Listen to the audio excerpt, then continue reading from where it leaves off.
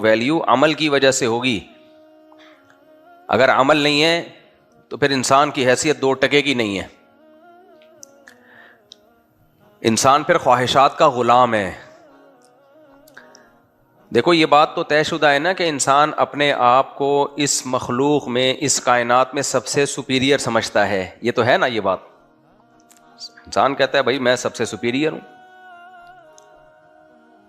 اور عملی زندگی میں اس کا مظاہرہ کیا ہے کہ پوری کائنات مسخر کرنے کے موڈ میں ہے کہ ساری کائنات کس کے کنٹرول میں آ جائے, میرے کنٹرول میں. سمندروں کی تہ میں یہ گھستا ہے, ہواؤں میں یہ جاتا ہے, چاند پہ پہنچ گیا, آگے بھی جانے کی باتیں ہو رہی ہیں.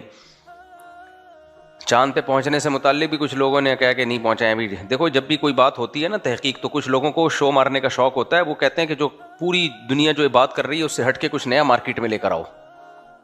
اور ہم جیسے لوگ بیوقوف بھی بن رہے ہوتے ہیں ان کی تحقیقات دیکھ کے. تو چاند پہ انسان گیا, یہ ایک طے شدہ حقیقت ہے, یہ ایسے ہی ہوائی خبر نہیں ہے. ایک صاحب مجھے کہنے لگے کہ یہ میں اس لیے بیان سے ہٹ کے یہ بات بیچ میں کر رہا ہوں کہ دیندار لوگ, مذہبی لوگ زیادہ بیوقوف بنتے ہیں یہ نئی تحقیقات سے. تو اخباروں میں مضامین آ رہے ہوتے ہیں کہ چاند پہ کوئی نہیں گیا, یہ امریکہ نے جھوٹ بولا تھا, لوگوں کو الو بنایا تھا, ایسے ہوا تھا ویسے ہوا تھا. لوگ مجھے رپورٹیں بھیج رہے ہوتے ہیں, یار دیکھو مفتی صاحب یہ پڑھ کے دیکھو. میں کہتا ہوں فالتو چیزوں کے پڑھنے کا ہمارے پاس ٹائم نہیں ہے.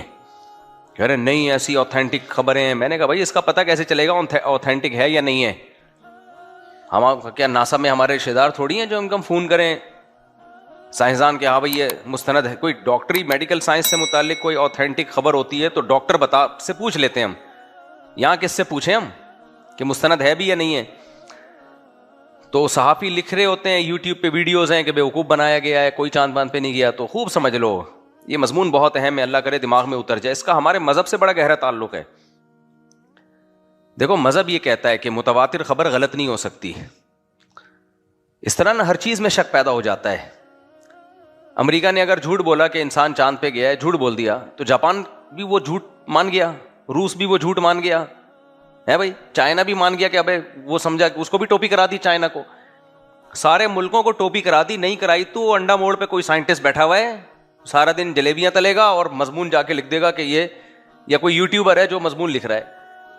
لوگ کہتے نہیں وہ خود امریکی نے لکھا ہے, یہ ایک امریکی کی ریسرچ آئی ہے کہ انسان چاند پہ نہیں گیا. تو بھائی جیسے یہاں بڑے بڑے پھینکو ہیں, امریکہ میں بھی بڑے بڑے پھینکو پڑے ہوئے ہیں. تو آفیشلی اتنا بڑا جھوٹ اتنے بڑے پیمانے پر بولا نہیں جا سکتا. اللہ نے انسان کو اتنے بڑے جھوٹ کی طاقت دی نہیں ہے. کیوں نہیں دی یہ طاقت, یہ سمجھو. اس سے پھر اللہ کی جو انسانوں پہ حجت ہے نا وہ تمام ہی نہیں ہو سکے گی. ہر چیز مشکوک ہو جائے گی, ہر چیز مشکوک ہو جائے گی. پھر آپ کہو گے پتہ نہیں یہ بھی ہے, یہ پتہ نہیں یہ بھی سچ ہے, پتہ نہیں یہ بھی سچ ہے. تو اللہ تعالیٰ نے انسان کو اتنی کنفیوژن میں نہیں رکھا ہے کہ ہر چیز میں اس کو شک پیدا کر دیا جائے. یہ تو وہم کے مریض نہیں ہوتے. کل خاتون نے مسئلہ پوچھا کہ میرے میاں نے, مجھے کہیں سے مسئلہ پتا چلا کہ شوہر اگر بیوی کو طلاق کا اختیار دے دے تو بیوی کے پاس بھی چلا جاتا ہے اختیار, پھر وہ اگر طلاق دے تو ہو جاتی ہے. کہ نہیں, جب سے مجھے یہ مسئلہ پتا چلا مجھے وہم ہو گیا کہ میرے شوہر نے کہیں ایسا تو نہیں مجھے اختیار دے دیا ہو. دوسرا وہم یہ کہ اختیار دیا ہو اور میں نے طلاق دے دی ہو, تو ڈبل وہم. حالانکہ کوئی اختیار دیا نہیں ہے, لیکن ایک وہم یہ کہ کہیں دے تو نہیں دیا, دوسرا وہم یہ کہ دینے کے بعد میں نے کہیں طلاق تو نہیں دے دی ہے. میں نے اس بیچاری کو جواب دیا کہ آپ کا علاج میرے پاس نہیں ہے, ڈاکٹر کے پاس ہے, آپ کسی سائیکولوجسٹ کو دکھائیں, وہ وہم کا علاج کرے گا. تو ہر چیز میں پتہ ہے شک پڑ جائے گا پھر, ہر چیز میں. ایک ملحد نے کہا, ایتھیسٹ, اس نے کہا یہ جو اتنے سارے پیغمبر دنیا میں آئے ہیں, نوح علیہ السلام, عیسیٰ علیہ السلام, موسیٰ علیہ السلام, اس نے کہا یہ ہے ہی نہیں, ان کی یہ کوئی شخصیت تھے ہی نہیں. حضرت عیسیٰ ابن مریم کے وجود کا ہی انکار کر دیا اس نے کہا کیا دلیل ہے کہ وہ عیسیٰ بن مریم مسیح, جن کو عیسائی مسیح کہتے ہیں, ہم لوگ عیسیٰ علیہ السلام کہتے ہیں, تو وہ پیغمبر آئے بھی ہیں دنیا میں, دلیل کیا ہے, آپ ثابت کر لو گے؟ کیا دلیل ہے آپ کے پاس کہ عیسیٰ ابن مریم دنیا میں آئے تھے, بتاؤ نا. یہی کہیں گے بھائی اب دنیا پاگل ہے یار, دنیا میں زیادہ تر آبادی عیسائیوں کی ہے, وہ بھی عیسیٰ ابن مریم کو مانتے ہیں کہ وہ تھے پیغمبر. پھر اس کے بعد مسلم ہیں, وہ بھی مانتے ہیں کہ عیسیٰ ابن مریم پیغمبر تھے. پھر یہودی ہیں, وہ بھی مانتے ہیں کہ عیسیٰ ابن مریم پیغمبر نہیں مانتے لیکن شخصیت مانتے ہیں کہ کوئی شخص آئے تھے جنہوں نے نبوت کا دعویٰ کیا تھا. اتنی بڑی آبادی سینہ بسینہ تواتر سے ایک خبر نقل کرتی چلی آ رہی ہے، اور ایک بندہ اٹھ کے کہتا ہے کہ عیسیٰ ابن مریم نام کا کوئی بندہ گزرا ہی نہیں ہے، تو آپ کیا لیب میں ثابت کرو گے، لیبارٹری میں جا کے ثابت کرو گے، یا سائنسدانوں کے حوالے دو گے؟ ممکن نہیں ہے نا. آپ حوالے دو گے تاریخ کے، تاریخی کتابوں کے، تو وہ کیا جواب میں کہیں گے؟ یہ کتابوں نے، مصنف نے جھوٹ لکھا ہے. تو آپ بولو گے بھائی ایک آدمی جھوٹ لکھ سکتا ہے، دو لکھ سکتے ہیں، جتنے مؤلفین مصنفین سارے عیسیٰ ابن مریم کا، محمد صلی اللہ علیہ وسلم کا، موسیٰ علیہ السلام کا سبھی تذکرہ کر رہے ہوتے ہیں، تو یہ سارے جھوٹ پہ کیسے جمع ہو گئے بھائی؟ تو اس سے پتا چلتا ہے کہ جو متواتر خبر ہے، دیکھو خبروں کی 3 قسمیں ہوتی ہیں. تھوڑا ٹیکنیکل پیچیدہ مضمون شروع کر رہا ہوں، لیکن اس سے بہت سارے مسائل آپ کے حل ہو جائیں گے، بہت سارے فروعی مسائل بھی اس سے حل ہوتے ہیں. 3 قسمیں ہوتی ہیں جب ہمیں دلیل 2 طرح کی ہوتی ہے. دیر آر 2 ٹائپس آف دلیل. دلیل کسے کہتے ہیں؟ کسی چیز کا ایسا ہونا کہ اس کے ہونے سے کسی دوسری چیز کا تصور ہمارے دماغ میں لازمی طور پہ آ جائے، تو اس پہلی چیز کو دوسری کے لیے دلیل کہا جاتا ہے. پیچیدہ بات کی ہے، تھوڑا سا آسان لفظوں میں سمجھاتا ہوں. دیکھو باہر روشنی ہو رہی ہے یا اندھیرا ہو رہا ہے؟ اندھیرا ہو رہا ہے. اندھیرا ایک ایسی چیز ہے جس کے لوازمات میں سے یہ بات ہے کہ سورج نہیں ہے. سورج ہوتا تو اندھیرا ہوتا، تو یہ اندھیرا دلیل ہے کس کی؟ سورج نہ ہونے کی. سورج نہیں ہے بھائی. اگر روشنی ہو رہی ہوتی، تپتی دھوپ ہوتی، تو تب ہم نے سورج تو دیکھا نہیں، لیکن تپتی دھوپ کو ہم دیکھ کے یقین کر لیتے کہ سورج بولو موجود ہے. اب کوئی کہے لو سورج کو دیکھتے ہو نہیں اور کہہ رہے ہو کہ سورج نکلا ہوا ہے، بن دیکھے ہم سورج پہ کیسے یقین کر لیں؟ تو یہ احمقانہ قسم کی بات ہوگی کہ نہیں ہوگی؟ ہم کہتے ہیں بن دیکھے ہم یقین کر رہے ہیں، اس لیے کہ سورج کی ہونے کی جو دلیل ہے اس کو تو ہم اپنی آنکھوں سے دیکھ رہے ہیں نا. سورج کو نہیں دیکھ رہے، لیکن وہ چیز جو سورج کے ہونے کی دلیل ہے اس کو ہم اپنی آنکھوں سے دیکھ رہے ہیں، تو یہ بن دیکھے نہیں کہلائے گی، یہ دیکھ کے نہیں کہلائے گی. بہت ساری اس کی مثالیں ہیں. یہ ہے عقلی دلیل. عقلی کو پتہ ہے، عقل کہتی ہے کہ سورج کی روشنی ہو اور سورج نہ ہو، اٹ ازنٹ پاسبل، یہ ممکن نہیں ہے. سن لائٹ ایک الگ ہی ٹائپ کی لائٹ ہوتی ہے، وہ بلبوں میں وہ لائٹ نہیں ہوتی. تو یہ ہے عقلی دلیل. ایک ہوتی ہے نقل. نقل کا مطلب کسی نے بتایا. وہ کیا ہوتا ہے کہ بھائی کسی نے ہمیں یہ بات بتائی ہے، تو آپ کو پتا چلا کہ جی اللہ نہ کرے، اللہ نہ کرے بولٹن مارکیٹ میں اللہ نہ کرے بم دھماکہ ہوا ہے. آپ نے اپنی کانوں سے نہیں سنا، آپ نے اپنی آنکھوں سے نہیں دیکھا، نہ کوئی سائنسدان ہے ناسا کے، نہ کوئی اس کی تصویریں آئی ہیں، لیکن بولٹن مارکیٹ سے آپ کا جاننے والا دوست آیا تھا، اس نے آپ کو بتایا کہ بولٹن مارکیٹ میں دھماکہ ہوا ہے.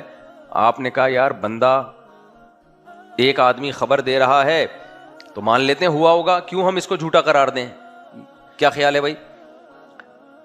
اب اس پہ کوئی کہے کہ نہ تم نے بولٹن مارکیٹ میں دھماکہ اپنی آنکھوں سے دیکھا، نہ تم نے اپنے کانوں سے سنا، اور نہ کوئی کسی نے تمہیں بتایا، یعنی کسی 20 لوگوں نے، ایک بندے نے بتایا تم نے مان لیا، تو آپ کہو گے یار یہ بندہ جھوٹ کیوں بولے گا، اس کا کیا فائدہ ہے اس دھماکے میں؟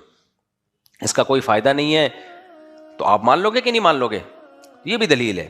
لیکن اس بات کا اس دلیل میں امکان ہے کہ ہو سکتا ہے یہ جھوٹ بول رہا ہو، چاہے کتنا ہی نیک آدمی ہو، امکان یہ ہے کہ یہ جھوٹ بھی بول سکتا ہے. تو اگر نیک آدمی ہے تو آپ مان لو گے کہ ہاں بھائی سچ کہہ رہا ہے، اور اس ماننے کی بیس پہ آپ ہو سکتا ہے بولٹن مارکیٹ کا ارادہ ترک کر دو کہ یار وہاں تو یہ سب کچھ ہو رہا ہے تو میں کیوں جاؤں. عمل کرو گے آپ اس کی خبر پر، لیکن 100% 100% یقین نہیں کرو گے. 1% امکان رہے گا کہ یار پھینک ہی نہ ہو. بعض دفعہ لوگ لمبی لمبی پھینک بھی دیتے ہیں. 2 آدمیوں نے خبر دے دی، 3 آدمیوں نے خبر دے دی، اس میں بھی یہ چانس ہے کہ یار دونوں مل کے چھوڑ رہے ہوں، کمپرومائز کر لیا ہو کہ تو بھی پھینکنا اور میں بھی پھینکوں گا. 2-3 بھی بول سکتے ہیں. لیکن مجھے ایک بات بتاؤ، آپ نے ٹیلی ویژن کھولا، اس میں بھی آیا بولٹن مارکیٹ میں دھماکہ ہوا ہے، ریڈیو میں بھی آ رہا ہے، فلاں جگہ بھی آ رہا ہے، آپ کے تایا بھی فون کر رہا ہے بے بڑا خطرناک دھماکہ ہوا، ماموں کا فون بھی آ گیا، چاچو کا فون بھی آ گیا. اتنے لوگ آج کل ہوتے نہیں ہیں رشتہ داروں میں، لیکن ایک مثال دے رہا ہوں، دوست کا فون بھی آ گیا. آپ نے بولٹن مارکیٹ اپنے ایک دوست کی دکان تھی ادھر فون کیا، اس نے کہا بے یار بڑا خطرناک دھماکہ ہوا، ایمبولینسوں کی آوازیں آ رہی ہیں، ٹی نی نانا نی نی نانا، وہ گھوم رہی ہیں. اب اگر کوئی شخص آپ کو آ کے کہتا ہے ابے یہ ہے بھائی کسی نے بنا لیا دھماکہ شماکہ, تو آپ کہو بھائی میرے ماموں کو میں نے فون کیا, وہ بھی کہہ رہے ہیں ابے ماموں, تو ماموں پہ تو نے یقین کر لیا, تیرے ماموں نے کبھی جھوٹ بولا ہی نہیں ہے. ابے میرے چاچا نے بھی بولا ہے کہ دھماکہ ہوا ہے. چاچا تیرے کیا سچے ہیں؟ حلف سر پہ ہاتھ رکھ کے قسم اٹھا سکتے ہیں ہمیشہ سچ بولتے ہیں؟ آپ نہیں اٹھاؤ گے بھائی. کبھی کبھار چاچا نے جب دوسری شادی کی تھی تو جھوٹ بولا تھا پہلی والی سے. ابے بھائی وہ جیو نیوز کی خبر ہے. ابے کیا جیو نیوز کے حوالے دے گا؟ وہ جو خبر جیو نیوز نے پٹی چلائی تھی پتہ نہیں تھا لمبی پھینکی تھی اس میں, سما ٹی وی کا حوالہ دے گا, فلاں کا حوالہ دے گا, اس طرح کی باتیں چلانا شروع کر دیں. تو بے وقوف آدمی تو اس کی باتوں میں آ جائے گا کہ یار اتنے ثبوت پیش کر دیے اس نے, اس سے پتہ چلتا ہے ہو سکتا ہے یہ سب نے لمبی پھینکی ہو. لیکن عقل مند آدمی کہے گا, سنے گا بھی نہیں ایسی بات. عقل مند کہے گا ٹائم ویسٹ نہ کر بھائی, کوئی اور کام کر لے, جا کے کچھ اور کام کر لے. ٹھیک ہے ایک آدمی جھوٹا ہو سکتا ہے, ایک چینل جھوٹا ہو سکتا ہے, سارے چینلوں پہ خبریں آ رہی ہیں, سارے رشتہ دار بولٹن مارکیٹ میں دوست احباب, اور ان کا آپس میں کوئی رابطہ بھی نہیں ہے, لنک بھی نہیں ہے. اتنے سارے لوگ جھوٹ پہ جمع نہیں ہو سکتے, چاہے وہ نیک ہوں یا برے ہوں. سمجھتے ہو کہ نہیں سمجھتے؟ ایسی خبر کو جس کا جھوٹ پہ جمع ہونا عقلاً ممکن ہی نہ ہو, ایسی خبر کو اصطلاح میں کیا کہا جاتا ہے؟ خبر متواتر. یہ لفظ یاد رکھ لینا, کام آئے گا. کیا کہا جاتا ہے؟ خبر متواتر. یہ یاد رکھنے سے بہت سے شرعی مسائل حل ہوتے ہیں. دیکھو اسلام جو ہم تک پہنچا ہے وہ کیا لیب کے ذریعے پہنچا ہے, یا ناسا والوں نے پہنچایا ہے, سائنسدانوں نے پہنچایا ہے؟ وہ انسانوں نے پہنچایا ہے نا. کیا خیال ہے؟ اور کوئی ویڈیوز بھیجی ہم تک, یہ خبر ہے, اس خبر تک پہنچا ہے نا. خبر در خبر در خبر. اسلام میں سب سے پہلی چیز کہاں سے شروع ہوتی ہے بھائی؟ محمد ابن عبداللہ صلی اللہ علیہ وسلم 1400 سال پہلے عرب میں پیدا ہوئے. یہ ہمیں کس نے بتایا؟ لوگوں نے بتایا, ہم سے پہلے لوگوں نے بتایا, تاریخ دانوں نے بتایا. جس کتاب میں پڑھا بھائی عرب میں محمد ابن عبداللہ پیدا ہوئے تھے, آپ کی والدہ کا انتقال ہو گیا 6 سال کی عمر میں, والد دنیا میں آنے سے پہلے چلے گئے. یہ ساری خبریں 1400 سال سے پرانی ہمارے ابا نے ہمیں بتائی, حالانکہ ابا نے یہ سب منظر اپنی آنکھوں سے نہیں دیکھا, نہ اماں نے ہمیں بتائی, اماں نے بھی نہیں دیکھا, لیکن پھر بھی ہم مان لیتے ہیں. کیوں بھائی؟ ایک بندہ نہیں ہے, جتنے مورخین ہیں, حتیٰ کہ وہ غیر مسلم بھی کیوں نہ ہو, سب یہی خبر نقل کرتے چلے آ رہے ہیں. ایسا ہوا ہے. اب اس میں تاریخوں میں اختلاف ہو سکتا ہے کہ فلاں تاریخ کو پیدا ہوئے یا فلاں تاریخ کو, وہ خبر واحد سے ثابت ہے. خبر واحد, کوئی کہتا ہے فلاں تاریخ کو, کوئی کہتا ہے فلاں تاریخ کو, لہذا اس میں آپ اختلاف کرو. لیکن کوئی پاگل اٹھ کے کہے کہ محمد صلی اللہ علیہ وسلم نامی کوئی شخصیت پیدا ہی نہیں ہوئے, محمد بن عبداللہ نام کے معاذ اللہ کوئی شخص پیدا ہوا ہی نہیں ہے, تو آپ کیا جواب دو گے اس کو؟ آپ بولو گے تیرا دماغ خراب ہو گیا ہے, وہ کہے گا میرا دماغ خراب ہو گیا, دلیل سے ثابت کر. کیسے ثابت کرو گے دلیل سے؟ آپ بولو گے بھائی اتنے لوگ بے وقوف ہیں. وہ جواب میں کہے ہاں بے وقوف ہیں. تو آپ کیا کہو گے؟ بھائی تو بے وقوف ہو سکتا ہے اکیلا, اتنے سارے لوگ مختلف جگہوں سے ایک ہی خبر نقل کرتے چلے آ رہے ہیں, وہ غلط نہیں ہو سکتے. پھر وہ جواب میں کہے ہو سکتے ہیں, تو آپ کے پاس کوئی جواب ہوگا؟ بحث ختم کرنی پڑے گی. اذا خاطبهم الجاہلون قالوا سلاما. یہ کیا کہ آپ نکل جاؤ گے بھائی تو نہ مان. سمجھ میں آ رہی ہے بات کہ نہیں آ رہی ہے؟ پھر یعنی اسلام کی بیس تو یہاں سے جب ہم بچوں کو بتاتے ہیں کہ دیکھو سیدہ آمنہ کے گھر میں بیٹے پیدا ہوئے, ان کا نام محمد رکھا گیا, تو یہاں سے اسلام کی بیس شروع ہوتی ہے نا. پھر اسلام کی بیس ہوتی ہے قرآن سے. قرآن الحمد سے لے کے والناس تک وہ اللہ کا تعارف کرواتا ہے, اللہ کے نبی کا تعارف کرواتا ہے.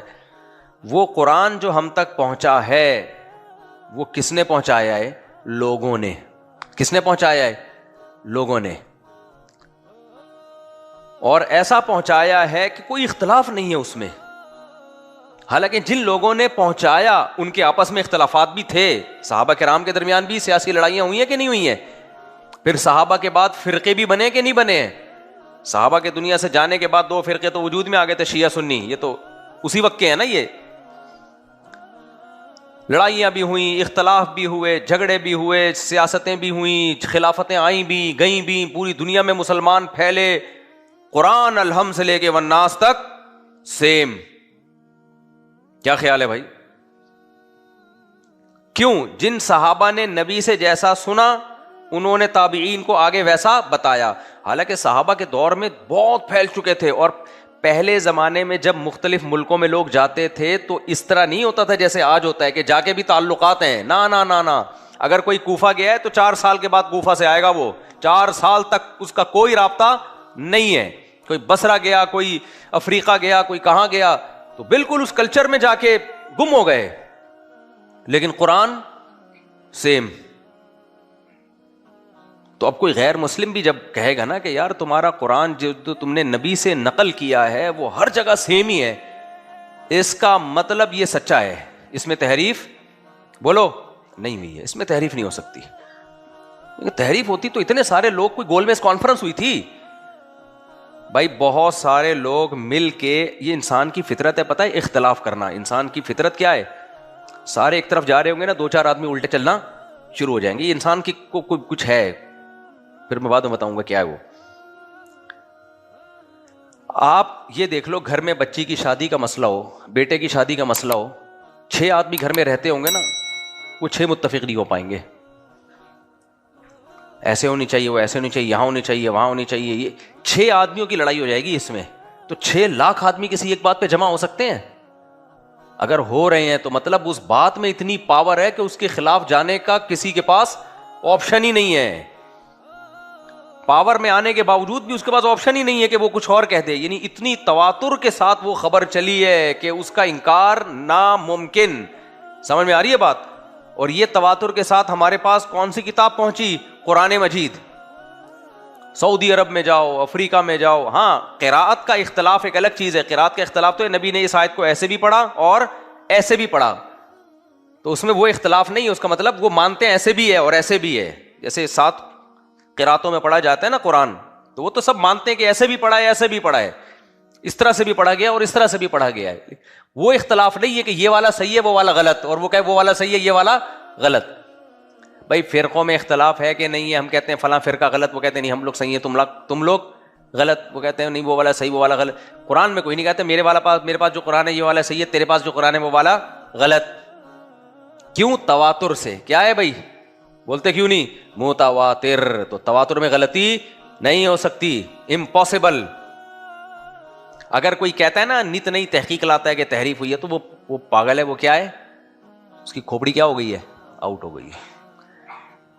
اسی طرح خوب اچھی طرح سمجھو, کچھ مسائل ایسے ہیں, مسائل شریعت کے احکامات ایسے ہیں جو تواتر سے ثابت ہیں. اچھا پہلے میں ایک اور مسئلہ بیان کر دوں. جب ایک آدمی کی خبر تواتر کے خلاف ہو تو وہ آدمی کتنا ہی سچا ہو, آپ کی عقل کیا کہتی ہے؟ اس آدمی کی بات مانیں گے یا تواتر کی بات مانیں گے؟ خبر متواتر کو مانیں گے, بولو نا. مثال کے طور پر آپ کا بھائی بولٹن مارکیٹ سے آیا, 6:05 پہ دھماکہ ہوا. وہ کہہ رہے میں 6:05 پہ وہاں پہ تھا, کوئی دھماکہ نہیں ہوا. جیو نیوز میں چل رہا ہے دھماکہ ہوا. تایا کو فون کیا, دھماکہ ہوا. چاچا کو, اب دھماکہ ہو نہ جائے, اللہ سب کو محفوظ رکھے. چاچا کو فون کیا, دھماکہ ہوا. سما ٹی وی میں چل رہی ہے پٹی, دھماکہ ہوا. ساری دنیا کہہ رہی ہے, امریکہ تک سے مذمتی بیان آ گیا, ہم اس دھماکے کی مذمت کرتے ہیں, اگرچہ ہم نے کروایا لیکن ہم اس دھماکے کی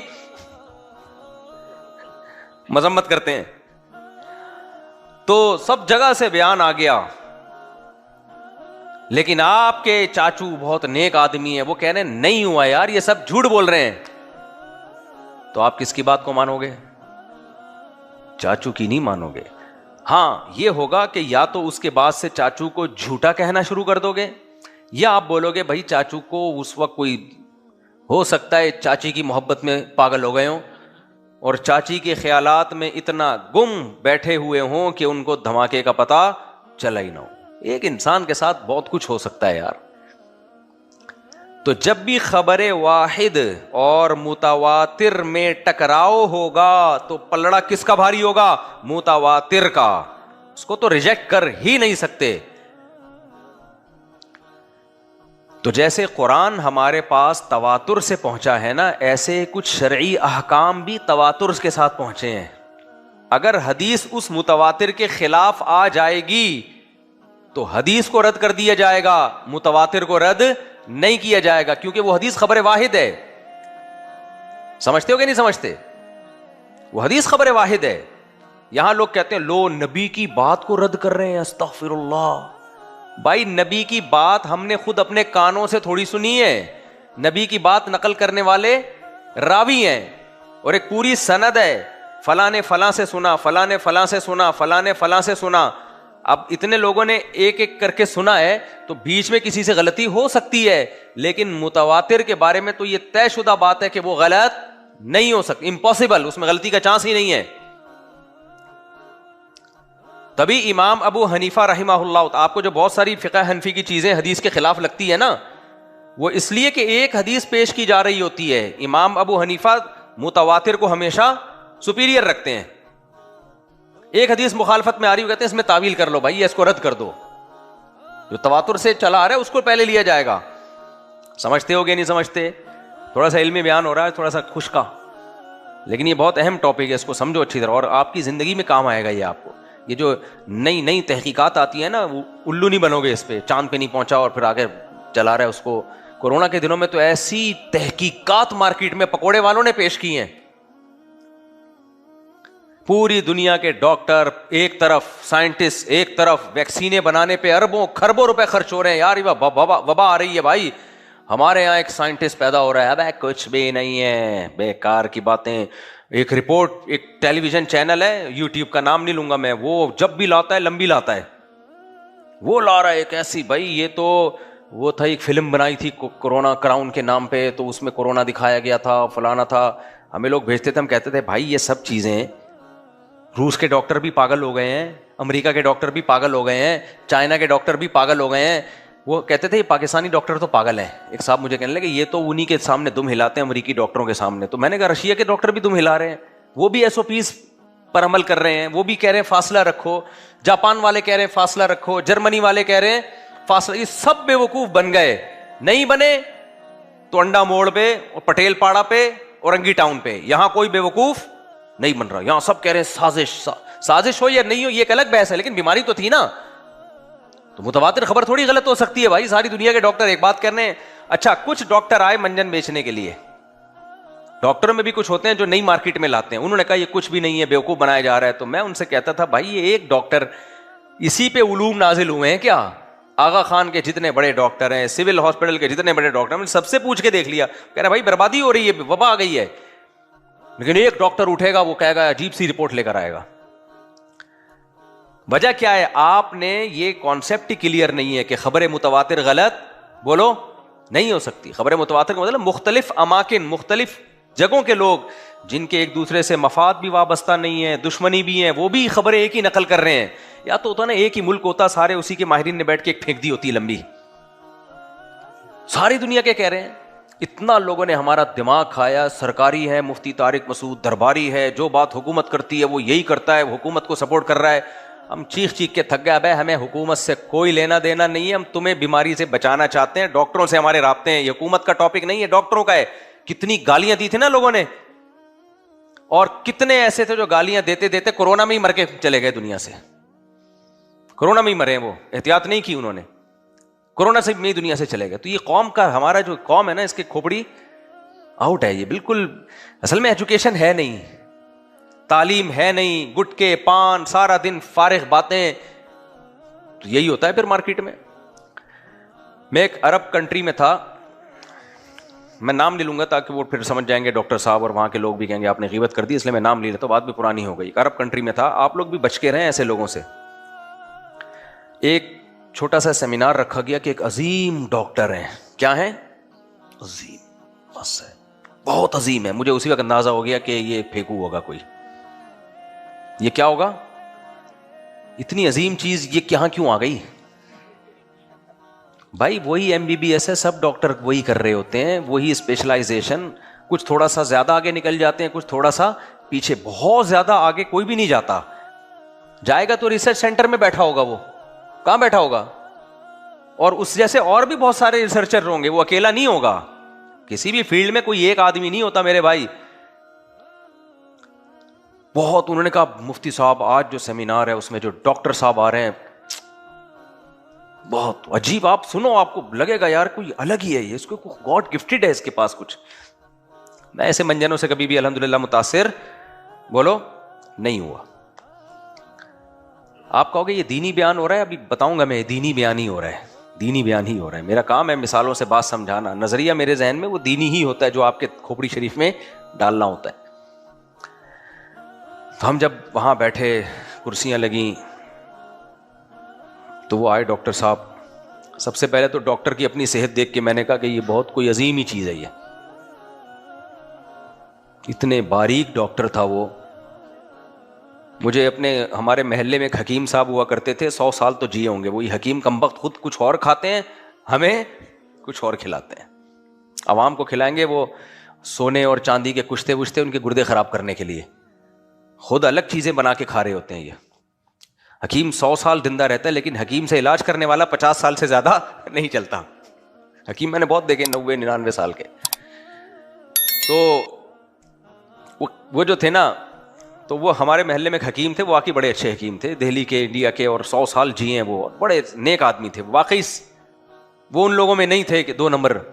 وہ مجھے کہتے تھے بیٹا ایک بات یاد رکھنا, موٹا فقیر اور دبلا حکیم ان پہ کبھی اعتماد مت کرنا. فقیر ہے تو کمبخت اتنا موٹا کیوں ہے تو, اور حکیم ہے تو اتنا باریک کیوں ہے تو, اپنی صحت تو بنا نہیں سکا, دوسروں کو کیا صحت دے گا تو. ابھی جم ٹرینر آ رہے ہوتے ہیں کچھ یوٹیوب پہ, یہ کرو پھر یہ کرو, آدمی ان کی اپنی فزیکل فٹنس دیکھتا ہے, آدمی حیران ہو جاتا ہے بھائی کہ تو اپنے آپ کو تو دیکھ تو. تو وہ جو تھے نا, وہ جب ڈاکٹر صاحب کو میں نے دیکھا, میں صرف آپ کو لوگوں کی نفسیات بتا رہا ہوں, کتنے ترقی یافتہ ملکوں میں, کتنے پڑھے لکھے علاقوں میں, کتنے مالدار لوگوں میں بھی کیسے کیسے لوگ بیوقوف بنتے ہیں.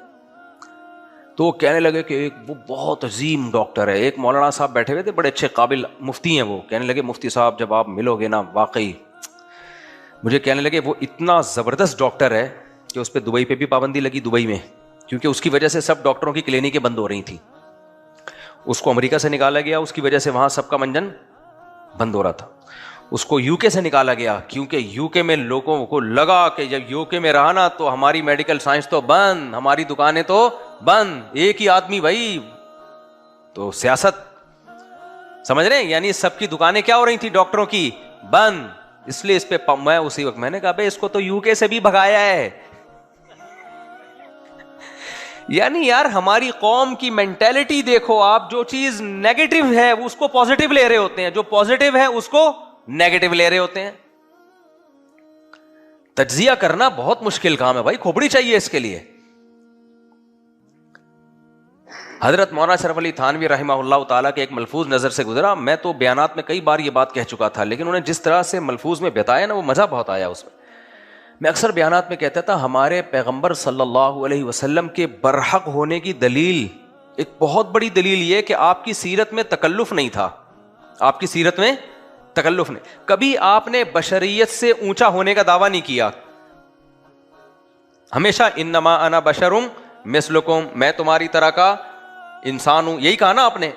وہ آتے تھے آپ یہ کر دیں, آپ چشمے جاری کر دیں, آپ ایسے کر دیں, آپ ایسے کر دیں, مردوں کو زندہ کر دیں وغیرہ. آپ نے فرمایا سبحان ربی, بھائی میں نے خدا ہونے کا دعویٰ تھوڑی کیا ہے, میرا خدا یہ سارے کام کر سکتا ہے, میں تو اس کا بھیجا ہوا پیغمبر اور بشر ہوں.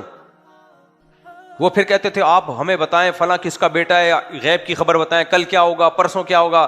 آپ فرماتے تھے لو کنت اعلم الغیب لاستکثرت من الخیر, بھائی میرے پاس غیب کا علم ہوتا تو مجھے کبھی کوئی نقصان ہی نہ ہوتا. مجھے تو خود نقصانات ہو رہے ہیں, جنگوں میں شکست ہو جاتی ہے, بعض دفعہ کوئی کام میں کل کا سوچ کے کرتا ہوں نقصان ہو جاتا ہے. مجھے اگر پہلے سے پتا ہو کہ کل کیا ہونے والا ہے تو مجھے نقصان کیوں ہو. کتنے دعوے میں کلیئرٹی ہے کہ نہیں ہے, نہیں آئی سمجھ میں میرا خیال ہے بات. کوئی مذہبی آپ نے اسکالر دیکھا جو 2 نمبر ہو اور وہ اپنی ایسی نفی کرتا ہو اپنی ذات کی, کوئی دیکھا آپ نے؟ شف سرکار کو دیکھ لو. آپ شف سرکار کے پاس جاؤ کہ میری والدہ کی بینائی چلی گئی ہے, میں چاہتا ہوں واپس آ جائے. وہ کہے گا کہ میں تو تمہاری طرح کا انسان ہوں, اگر میرے ہاتھ میں لوگوں کی بینائی لانا ہوتا تو میں آغا خان میں لوگوں کے آنکھوں کا یہ کسی آئی اسپیشلسٹ کے پاس بیٹھا ہوتا. یہ کہتا نا وہ. آپ شف سرکار کے پاس جاؤ کہ حضرت آپ نے پھونک لگا کے فلاں کا گھٹنا ٹھیک کر دیا, حضرت میرا گھٹنا بھی ٹھیک کر دیں. پھونک سرکار اگر اوریجنل 1 نمبر پیر ہوتا تو وہ کہتا بھائی میری پھونکوں میں اگر اتنی طاقت ہوتی تو میں سلنڈر بھروا کے آغا خان ہاسپٹل میں رکھ لیتا پھونکوں کے سلنڈر. جو بھی آتا آغا خان والے اس پہ اسپرے کرتے اور اس کے گھٹنے ٹھک کر کے ہول سیل کے حساب سے گھٹنے جڑتے لوگوں کے. یہ کہتا نا. مجھے لگ رہا ہے آپ لوگ کے سمجھ میں نہیں آ رہا.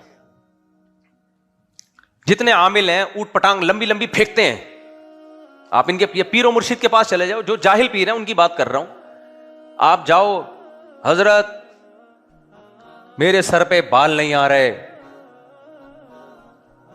تو اس کو چاہیے جواب میں کیا, میں کیا ہیئر ٹرانسپلانٹیشن کا ڈاکٹر ہوں کیا ہیں؟ لوگ مجھ سے آگے پوچھتے ہیں میری 2 شادیاں ہو گئی, کوئی طاقت کی دوا بتا دیں.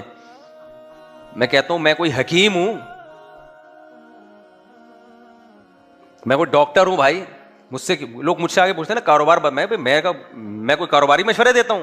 میرے اپنے کاروبار نہیں کتنے ڈوبو چکا ہوں میں. آپ ان جاہل پیروں کے پاس جائیں, سب کچھ انہی کے پاس ہے, سب کچھ. وہ واقعہ نہ رہ جائے وہ جو میں سنا رہا تھا وہ ڈاکٹر صاحب کا نا, پھر اس سے آگے میں آؤں گا, ایک ٹرن ماروں گا. ایک ٹاپک ہے وہ جو میں نے دماغ میں ابھی میرے نازل ہوا ہے دماغ میں وہ. تو آپ جتنے یہ وہ کیا کس کی بات کر رہا تھا میں, پیر و مرشد صرف سرکار کو دیکھ لو, یہ جتنے بدعتی پیر ہیں ان کو دیکھ لو, بیٹھے ہوں گے پھینکتے جائیں گے. بھائی تمہاری پوزیشن ہے کیا, تم ہو کیا؟ ہمارے نبی سے پوچھتے تھے غیب کے آپ کل کی بات بتائیں پھر ہم آپ کو نبی مانیں گے. فرمایا بھائی کل کی بات تو اللہ جانتا ہے, میں تھوڑی جانتا ہوں. اور اتنی وضاحت کر دی, دیکھو اگر میں کل کی باتیں جانتا ہوتا تو مجھے کبھی نقصان ہوتا ہے؟ کبھی بھی نقصان نہیں ہوتا. مجھے تو پتہ چل جاتا یہ کام کرنے سے یہ نقصان کا خطرہ ہے, میں نہیں کرتا. تم دیکھ رہے ہو مجھے بھی نقصان ہوتا ہے. پھر وہ کہتے تھے آپ تو بازاروں میں خریداری کرتے ہیں. بھائی آپ کے پاس تو فرشتے ہونے چاہیے تھے, آپ بازاروں میں جاتے ہیں, شاپنگ بھی کرتے ہیں, خریداری بھی کرتے ہیں. تو نبی نے فرمایا تو کیا ہو گیا, میں تو بشر ہوں, انسان تو خریداری بھی کرے گا. کیا خیال ہے بھائی, اس کی اولاد بھی ہوگی. وہ کہتے تھے کہ آپ جو ہے موت کے بارے میں کہتے تھے, آپ نے فرمایا کہ آپ ان سے کہہ دیے کلو نفس ذائقۃ الموت, ہر نفس نے موت کا ذائقہ چکھنا ہے. افإن مت فهم الخالدون, آپ پر موت ہوگی تو کیا یہ ہمیشہ رہیں گے, یہ بھی تو دنیا سے جائیں گے. اور صرف نبی نے باتیں نہیں کی ہیں, معاذ اللہ, نبی نے ذہن بنایا صحابہ کرام کا. یہ ذہن بنا کے گئے ہیں. خدا کی قسم باتیں کرنا آسان ہوتا ہے, ذہن بنانا مشکل. بعض دفعہ پیر و مرشد باتیں کر رہا ہوتا ہے تواضع کی, میں خاکسار, میں متواضع, میرے پاس تو کچھ بھی نہیں ہے. ذہن وہ یہ بنا رہا ہوتا ہے کہ میں بہت بڑی فلم ہوں, میں بہت مبارک ہستی ہوں, اور میرے پاس اختیارات ہیں, میرے پاس طاقتیں ہیں. لہذا توحید کی دعوت دے رہا ہوگا, مرے گا تو اسی کی قبر پہ سجدے کر رہے ہوتے ہیں لوگ, کیونکہ ذہن ایسا بنا کے گیا ہوتا ہے وہ. بھائی 2 نمبر لوگ یہی کر رہے ہوتے ہیں نا, ذہن تو باتیں کر رہے ہوتے ہیں تواضع والی, لیکن جو مائنڈ سیٹ کر کے جاتے ہیں وہ یہ ہوتا ہے کہ ہم کوئی ہیں بہت پہنچے ہوئے. ہمارے نبی صلی اللہ علیہ وسلم یقیناً پہنچے ہوئے تھے, آپ تو اللہ کے پیغمبر تھے, مگر الوہیت والی کوئی چیز آپ میں نہیں تھی, خدا نہیں تھے. اختیارات کس کے پاس؟ اللہ کے پاس. آپ نے ذہن بنایا میرے مرنے کے بعد میری قبر کو سجدہ گاہ مت بنانا. بعض دفعہ انسان ایسے بھی کہہ دیتا ہے تواضعاً کہہ دیتا ہے نا, پیر و مرشد تو چاہتا ہے میرے مرنے کے بعد میری قبر پہ سجدے ہوں, وہ تواضعاً کہہ دے گا دیکھو سجدہ نہیں کرنا, توحید پرست بنو. اندر سے چاہ رہا ہوگا کیا ہو, سجدے ہوں. لیکن ہمارے نبی نے امکان ہی ختم کر دیا. فرمایا اللہ یہود و نصارہ پر لعنت کرے جنہوں نے اپنے پیغمبروں کی قبروں کو سجدہ گاہ بنایا. اب لعنت کے بعد تو آپشن کیا ہو گیا, کس قدر سخت تنبیہ, ان پر لعنت ہو جو انہوں نے اپنے پیغمبروں کی قبروں کو عیدگاہ بنایا, سجدہ گاہ بنایا. سمجھتے ہو گے نہیں سمجھتے؟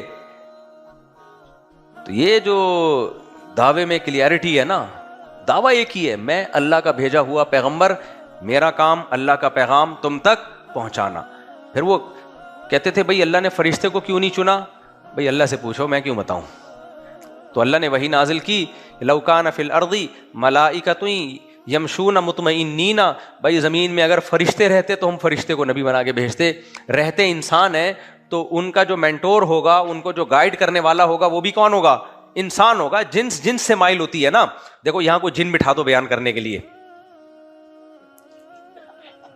بیٹھے گا کوئی؟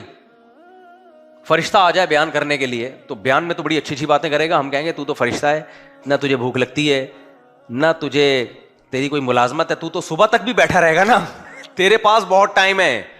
تو تکبیر اولا سے نماز ہی پڑھنی ہے تو نے. انسان ہو جس کو پراٹھے بھی کھانے ہیں, نماز بھی پڑھنی ہے, گیس وضو بھی بچانا ہے اس نے پراٹھے کھا کے, گوبھی کے پراٹھے کھا کے وضو بچانا کتنا مشکل کام ہے. میں تبھی جی گوبھی کے پراٹھے کبھی نہیں کھاتا میں. یار خود سوچو, پیاز کی بدبو برداشت نہیں کی گئی ہے, گوبھی کے پراٹھوں کی بدبو کون برداشت کرے گا؟ تو اس لیے یہ چیزیں جب کھایا کرو کسی محفل میں نہیں جایا کرو. خیر, تو فرشتہ بیان کر رہا ہوں, ہم بولیں گے بھائی یہ تو فرشتہ ہے, اس کے تو کوئی مسئلہ ہی نہیں ہے, یہ تو اچھی اچھی باتیں ہی کرے گا. جس کے ساتھ سارے مسئلے ہوں. ہمارے نبی کی 9 بیویاں, غربت بھوک آپ کو بھی لگتی تھی, بیمار آپ بھی ہوتے تھے, آپ بھی زخمی ہوئے میدان جنگ میں, دانت ٹوٹے, آپ کے دانت شہید ہوئے, آپ کی زوجہ کا انتقال ہوا, آپ کو غم ہوا. زید ابن حارثہ آپ کے منہ بولے چہیتے بیٹے, جن کو حب رسول اللہ, جب کسی نے سفارش کرنی ہوتی تھی لوگ کہتے تھے زید ابن حارثہ کے سوا کوئی بھی نہیں ہے جو نبی سے سفارش کرے, جا کے ان کو پکڑو. رشتے کرانے ہوتے تھے نا لوگوں نے, زید ابن حارثہ سے رابطہ کرتے تھے, یار یہ نبی سے جا کے سفارش کریں. اتنے محبوب, وہ جنگ میں شہید ہو گئے. آپ کے چچا زاد بھائی جعفر طیار جو آپ کو انتہائی محبوب, وہ جنگ میں شہید. آپ کے چچا حضرت حمزہ جنگ میں شہید. اپنے پیاروں کی لاشیں اٹھا رہے ہیں تو لوگوں کو موٹیویشن مل رہی ہے. بھائی جو ویژن یہ لے کر آئے ہیں, سب سے پہلے خون ان کا اپنا بہ رہا ہے, اپنے رشتے داروں کے. آج ہمارے سیاسی لیڈروں پہ میں تبھی تو کہتا ہوں بس زیادہ فری نہ کرایا کرو ان کو. سیاسی لیڈروں کو ووٹ دا کے دے دیا کرو, تھوڑا سا تعریفی بیان داغ دیا کرو, زیادہ فری نہ کراؤ ان کو. سمجھ رہے ہو, آپس میں لڑو مت, کیونکہ یہ جب ان کے مفاد ہوتے ہیں یہ آپس میں ملتے ہیں, اور ہم اور آپ کو خونی لڑائیوں میں ڈلوا چکے ہوتے ہیں. اور جب ان کے اسٹیبلشمنٹ سے مفاد ہوتے ہیں تو اسٹیبلشمنٹ کو بھی اپنا باپ بناتے ہیں یہ لوگ. لیکن بس ایک پیغام میں آپ سے کو دینا چاہتا ہوں, کوئی عالم چاہے پی ٹی آئی کو سپورٹ کرے یا سپورٹ نہ کرے, کوئی عالم اسٹیبلشمنٹ کو سپورٹ کرے یا اسٹیبلشمنٹ کی مخالفت کرے, کوئی عالم مسلم لیگ کو سپورٹ کرے یا مسلم لیگ کی مخالفت کرے, ان بیسس پر کسی عالم سے دشمنی مت مولو. سمجھ رہے ہو, کسی عقیدت کی بیس یا نفرت کی بیس یہ مت بناؤ. عقیدت کی بیس ہے دین کا علم, چاہے وہ آپ کی جماعت کو فیور کرے چاہے جماعت کو فیور نہ کرے. ہر عالم کا اپنا ایک نظریہ ہوتا ہے, وہ اس نظریے پہ چل رہے ہوتے ہیں. یہ نہیں ہونا چاہیے. ایم کیو ایم کے دور میں ایک بڑے عالم تھے جو ایم کیو ایم کو سپورٹ کرتے تھے. بہت سے علماء کو ان پہ اعتراض تھا, یار آپ ایم کیو ایم کو سپورٹ کر رہے ہو. پھر علماء نے ان کو بٹھایا تو انہوں نے بتایا کہ میں کیوں سپورٹ کر رہا ہوں. چند چیزیں ایسے ویلڈ پوائنٹ انہوں نے بتایا کہ علماء خاموش ہو گئے. تو ان علماء سپورٹ تو پھر بھی نہیں کیا ایم کیو ایم کو, لیکن ان کو کہا کہ بھائی ہم آپ کی مخالفت نہیں کریں گے. تو بہت سارے علماء کے ذہن میں بہت ساری چیزیں چل رہی ہوتی ہیں جس کی بیس پہ کوئی پی ٹی آئی کو سپورٹ کر رہا ہوتا ہے, کوئی جے یو آئی کو سپورٹ کر رہا ہوتا ہے, کوئی مسلم لیگ کو, کوئی پیپلز پارٹی کو سپورٹ کر رہا ہوتا ہے.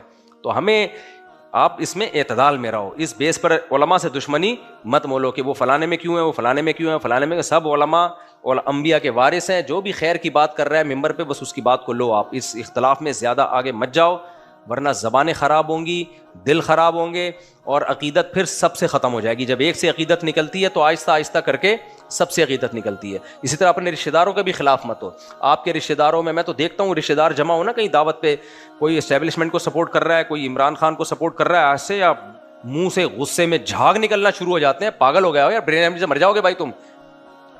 تمہارے رشتہ دار ہیں یار, تمہارے بھائی بہنیں ہیں, چچا ماموں ہیں, ملو آپس میں. چاہے کوئی پی ٹی آئی میں, کوئی جے یو آئی میں, کوئی مسلم لیگ میں, کوئی بات نہیں, ایک حد تک آگے جاؤ.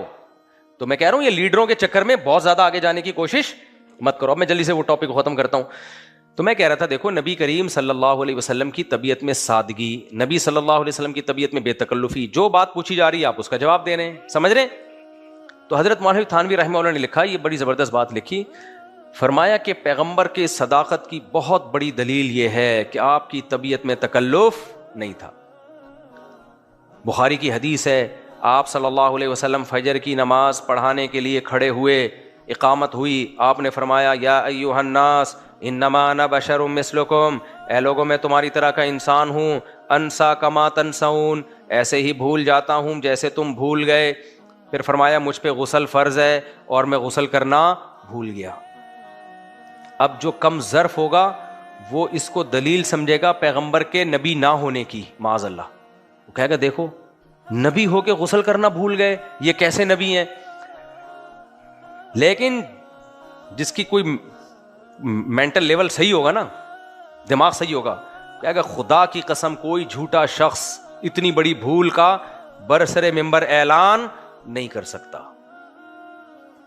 یہ اس کی علامت ہے، جو آپ کے دل میں وہ آپ کی زبان میں. تکلف والے لوگ ایسے تھوڑی کرتے ہیں. جھوٹا آدمی تکلف کر کے تو جھوٹ بول رہا ہوتا ہے نا، باتیں گھماتا ہے، بڑی بڑی باتیں کرتا ہے، ادھر سے گھمائے گا. ہمارے نبی کی سیرت کتنی صاف. آپ صلی اللہ علیہ وسلم خطبہ دے رہے ہیں، خطبے کے دوران آپ نے اپنے نواسوں کو دیکھا، سیدنا حسن اور سیدنا حسین کو. اب خطبے کے دوران باتیں کرنا منع، کیا خیال ہے؟ ایسا ہی ہے نا. ہمارے نبی خطبہ دیتے ہوئے خطبہ چھوڑ کر گئے، دونوں کو اٹھا کے لے آئے گود میں. اور پھر آپ نے یہ بھی فرمایا، آگے بڑی عجیب بات ہے، آپ نے فرمایا اللہ تعالیٰ صحیح کہتا ہے، انما اموالکم واولادکم فتنہ، تمہاری مال اور اولاد فتنہ ہے. دیکھو میں اللہ کا ذکر کر رہا ہوں، خطبہ دے رہا ہوں، لیکن اولاد کو دیکھ کے مجھ سے برداشت نہیں ہوا. اللہ نے صحیح کہا، یہ تمہیں اللہ کے ذکر سے غافل کرتے ہیں. یار اتنی کلیئرٹی یار، گویا اپنے آپ کو خطا کار بھی قرار دے رہے ہیں کہ بھائی یہ بچے دیکھ کے میں تو، اللہ نے صحیح کہا ہے کہ یہ بچے اللہ کے ذکر سے تمہیں کیا کرتے ہیں؟ غافل. خطبہ دے رہا ہوں اور مجھ سے نہیں رہا گیا، غفلت طاری ہو گئی میرے اوپر. اصل میں طاری ہوئی نہیں، اللہ نے طاری کروائی ہے آپ کے اوپر، تاکہ آپ کی جو سیرت ہے نا، صاف ستھری سیرت، وہ عوام کے سامنے آئے. عرب نا اپنے بچوں کو زیادہ لفٹ نہیں کراتے تھے، اس کو وقار کے خلاف سمجھتے تھے. جو زیادہ باوقار لوگ ہوتے ہیں، سوٹ ٹائی ہر وقت 3 پیس سوٹ میں، بچوں کو ایسے کر رہے ہوتے ہیں نا. آپ نے دیکھا ہوگا مختلف ڈیزائن کے ابا گھروں میں پائے جاتے ہیں. ایک دیسی ابا ہوتے ہیں، گھر میں آئے بچوں کو اونچے، میرے جیسا جو گائے بھینسیں پالتا ہے، بکریاں پالتا ہے، گھر میں آیا، بچوں کو ساتھ کلا بازی ہوئی، پیار کیا بچوں کو، شرارت کی، کوئی بچے نے اوپر چڑھ گیا، کوئی ادھر پیشاب کر دیا. یہ سب گھروں میں جو نارمل انسان کے بچے ہوتے ہیں، ان کے گھروں میں یہ سب چیزیں چل رہی ہوتی ہیں. لیکن میں نے ناک پہ مکھی والے ابے بھی بہت دیکھے ہیں مارکیٹ میں اپنی زندگی میں. ایسے ابا، لوگ کہتے ہیں ایسا ابا کہاں سے لبا. ابا بہت بڑے آفیسر ہیں، وہ آئیں گے بڑے آرام سے اپنے بیٹھے اور چیزیں سب سیٹ رکھی ہوئی ہیں، کوئی چیز، کوئی بچے بھی خوف سے نا کانپ رہے ہیں، مجال ہے کوئی دائیں سے بائیں کر دے کوئی چیز سے بیٹھے ہوئے آ کے. ابا بچوں کو پیار بھی کریں گے، بیٹا کیسے ہو، how are you, fine, nice, بس ایسے بچے کو آرام سے کچھ جیب خرچی ورچی دے دی، تھینک یو، چلو گئے. بڑی ڈسپلن کے ساتھ بچوں سے ملا جا رہا ہے، کوئی کلا بازی نہیں ہے، کوئی یہ نہیں کہ بچوں کے گال پہ پیار کر رہے ہو پھر گھما رہے ہو، جیسے ہوتا ہے بچوں کے ساتھ. کیسے مزہ آتا ہے بچوں کی، اپنے بچے ہوں یا پوتے نواسے ہوں، آدمی ان کے ساتھ توتلی آواز میں باتیں کر رہا ہوتا ہے، کیا خیال ہے؟ انہی جیسا بن جاتا ہے نا، آنکھیں یوں یوں کر کے دکھا رہا ہوتا ہے بچوں کو. لیکن جو بڑے ڈیسنٹ قسم کے لوگ ہوتے ہیں وہ اس سب چھچوری حرکتیں نہیں کرتے، اس سے ان کا وقار کیا ہوتا ہے؟ خراب ہوتا ہے. عربوں میں یہ چیزیں بہت زیادہ تھیں، غیرت ویرت نا کے مسئلے بہت بنا لیا کرتے تھے عرب لوگ. تو ایک عرب آیا، ہمارے نبی کو دیکھا بچوں کو پیار کرتے ہوئے، تو اس عرب سردار نے کہا کہ میرے 10 بچے ہیں، میں نے کسی ایک کو بھی آج تک اپنے قریب نہیں آنے دیا، ایسا روب ہے میرا. تو آپ نے فرمایا کہ اللہ نے، حدیث کا مفہوم ہے، مجھے پورے الفاظ یاد نہیں، کہ اللہ نے اگر تمہارے دل سے رحم نکال لیا ہے، اللہ نے اگر تمہارے دل سے رحم نکال لیا ہے، تو آگے مجھے الفاظ پورے یاد نہیں کہ تو پھر یعنی ہم کیا کر سکتے ہیں اس میں. یا یہ فرمایا کہ جو لوگوں پہ رحم نہیں کرتا اللہ بھی اس پہ رحم، یعنی تمہیں اپنی اولاد سے شفقت نہیں ہے، اس سے اتنا ریزرو ہو کے بیٹھے ہوئے ہو تم. کیسی سیرت یہ اس کلچر میں. اب تو کر لیتے ہیں لوگ، بے تکلف ہوتے ہیں، لیکن وہ کلچر جس میں عرب اپنے بچوں سے بے تکلف نہیں ہوتے تھے، اس کلچر میں پیغمبر سیدنا حسن حسین کو اپنے پشت مبارک پہ بٹھایا ہوا ہے، خطبے کے دوران گود میں اٹھایا ہوا ہے. اور کمال کی بات، بیٹی کو تو بالکل ہی لفٹ نہیں کراتے تھے عرب. یہ تو لڑکوں کی بات ہو رہی ہے، بیٹی کو تو غیرت کے خلاف کہ یہ پیدا کیوں ہو گئی، زندہ دفن کرتے تھے. اور ہمارے نبی نے صحیح بخاری مسلم کی حدیث ہے کہ اپنی بیٹی کی بیٹی 2 سال 2.5 سال ان کی عمر تھی، ان کو کندھے پہ بٹھا کے 4 رکعتیں نماز کی پڑھائی ہیں آپ نے. بیٹی سے اتنا بے تکلف کوئی لیڈر کرتا ہے ایسے؟ نماز میں آپ آئے اور یعنی جب رکوع میں جاتے تو ان کو اٹھا کے نیچے کر دیتے، پھر جب سردے سے جا کے اٹھتے دوبارہ اٹھا کے کندھے پہ بٹھا لیتے. پوتی کو اپنی یعنی نواسی کو اتنی زیادہ عزت دی آپ صلی اللہ علیہ وسلم نے. تو یہ بے تکلف سیرت ہے بھائی. آپ بھول گئے ایک دفعہ ظہر کی نماز، نبی صلی اللہ علیہ وسلم ظہر کی نماز پڑھا رہے تھے، 4 ظہر یا عصر کی نماز تھی، 4 کے بجائے 3 رکعتوں پر آپ نے سلام پھیر دیا. یہ حدیث سناتے ہوئے اور پڑھتے ہوئے بڑا مزہ آتا. 3 رکعتوں کے بعد آپ صلی اللہ علیہ وسلم نے سلام پھیر دیا بھولے سے. پیچھے حضرت ابو بکر و عمر بیٹھے ہوئے ہیں. حدیث کے الفاظ ہیں فہابا ان یتکلما، وہ دونوں گھبرائے کہ نبی سے اس بارے میں بات کریں، کیونکہ نبی کا روب تھا نا. وہ انہوں نے کہا بھائی بس 3 پڑھ لی ہیں. تو کچھ لوگ پیچھے سے نکل گئے مبارکباد دے رہے ہیں کہ بھائی اللہ نے 4 رکعتوں کو منسوخ کر کے کتنا کر دیا؟ 3. مبارک ہو بھائی، آج سے کتنی رکعتیں ہوا کریں گی؟ 3 ہوں گی. وہ تو نکل گیا بھائی، چلو بھائی مبارک، کیونکہ نبی کا عمل تو دلیل ہے. اور ابو بکر و عمر پریشان ایک دوسرے کو دیکھ رہے ہیں، ہمت نہیں ہو رہی، کیونکہ روب تھا کہ بھائی ایسا نہ ہو ہم نبی سے پوچھیں تو آپ غضبناک ہو جائیں کہ بھائی جب میں نے ایک کام کیا ہے تو اس کا مطلب آج سے یہی ہوگا. اس کا امکان تھا نا. دیہاتی لوگ ایسے موقع پہ بول دیا کرتے تھے، وہ بے تکلف ہوتے ہیں. تو ذوالیدین ایک صحابی تھے جن کا نام تھا ہاتھوں والے، یعنی لمبے ہاتھ تھے ان کے. تو انہوں نے صف میں بیٹھے بیٹھے زور سے آواز بلند کی، اقصرت الصلاۃ ام نسیت یا رسول اللہ، کہ نماز میں اللہ نے کمی کر دی ہے یا رسول اللہ آپ بھول گئے ہیں، آپ کو بھول ہو گئی ہے. آپ نے بڑے کانفیڈنٹلی فرمایا کل ذالک لم یکن، نہ میں نماز میں بھولا ہوں نہ اللہ نے کمی کی ہے، یعنی میں نے پوری 4 پڑھائی ہیں، نہ اللہ نے نماز میں کمی کی ہے نہ میں بھولا ہوں. بھائی 4 رکعتیں ہوئی ہیں. اب صحابہ تو اور خاموش، لیکن وہ صحابی نے کہا نہیں، قد کان بعض ذالک، کچھ تو یقیناً ہوا ہے، یا آپ بھولیں یا نماز میں کمی ہوئی ہے، دونوں میں سے ایک کام ہوا ہے لازمی. اب دیکھو نہ ہمارے نبی کو غصہ آیا اس پہ، حالانکہ جب آپ نے یہ کہہ دیا کہ نہ میں بھولا ہوں اور نہ نماز میں کمی ہوئی ہے تو آگے سے اب تو جواب نہیں بنتا تھا نا. بھائی پیغمبر کہہ رہے ہیں نہ میں بھولا ہوں نہ میں نماز میں کمی ہوئی ہے، تو اب اگر صحابی دوبارہ کہیں نہیں کچھ تو ہوا ہے لازمی، دونوں میں سے ایک کام تو 100% ہوا ہے، یا اللہ نے 4 کی 3 کر دی ہیں یا آپ 4 کے بجائے 3 پہ آپ نے سلام پھیر دیا، کچھ تو ہوا ہے. اب تو غصہ آنا چاہیے نا. کوئی پیر ہو، جاہل پیر، وہ ایک کانفیڈنٹلی کوئی بات کہ نہیں ہوا، اگلا کہ ہوا ہے، آپ کیا کہ میں تیرے کو بیوقوف نظر آ رہا ہوں. جاہل پیر یہی کہے گا نا، تو سب کے سامنے میری بےزتی کرانے کے لیے بیٹھا ہوا ہے یہاں پہ، لگائے گا چماٹ، دبا یہاں سے. لیکن ہمارے نبی صلی اللہ علیہ وسلم نے کوئی نہیں. بھائی انسانوں میں سے بھول ہو سکتی ہے، اور بعض دفعہ بھول کے انسان سمجھتا ہے کہ نہیں بھولا میں. تو جب ان صحابی نے اتنے کانفیڈنٹلی کہا نا کہ کچھ تو ہوا ہے یقیناً، یا تو آپ بھولے ہیں یا اللہ نے 4 کی کتنی کر دی ہیں؟ 3. پھر آپ نے صحابہ سے بولا آپ بتاؤ بھائی کیا ہوا ہے. وہی نا خبر متواتر، بھائی ایک آدمی کی خبر غلط بھی تو ہو سکتی ہے، پیچھے اور بھی تو نمازی تھے، آپ سب بتائیں. سب نے کہا آپ نے 3 رکعتیں پڑھی ہیں. سب نے کیا کہا؟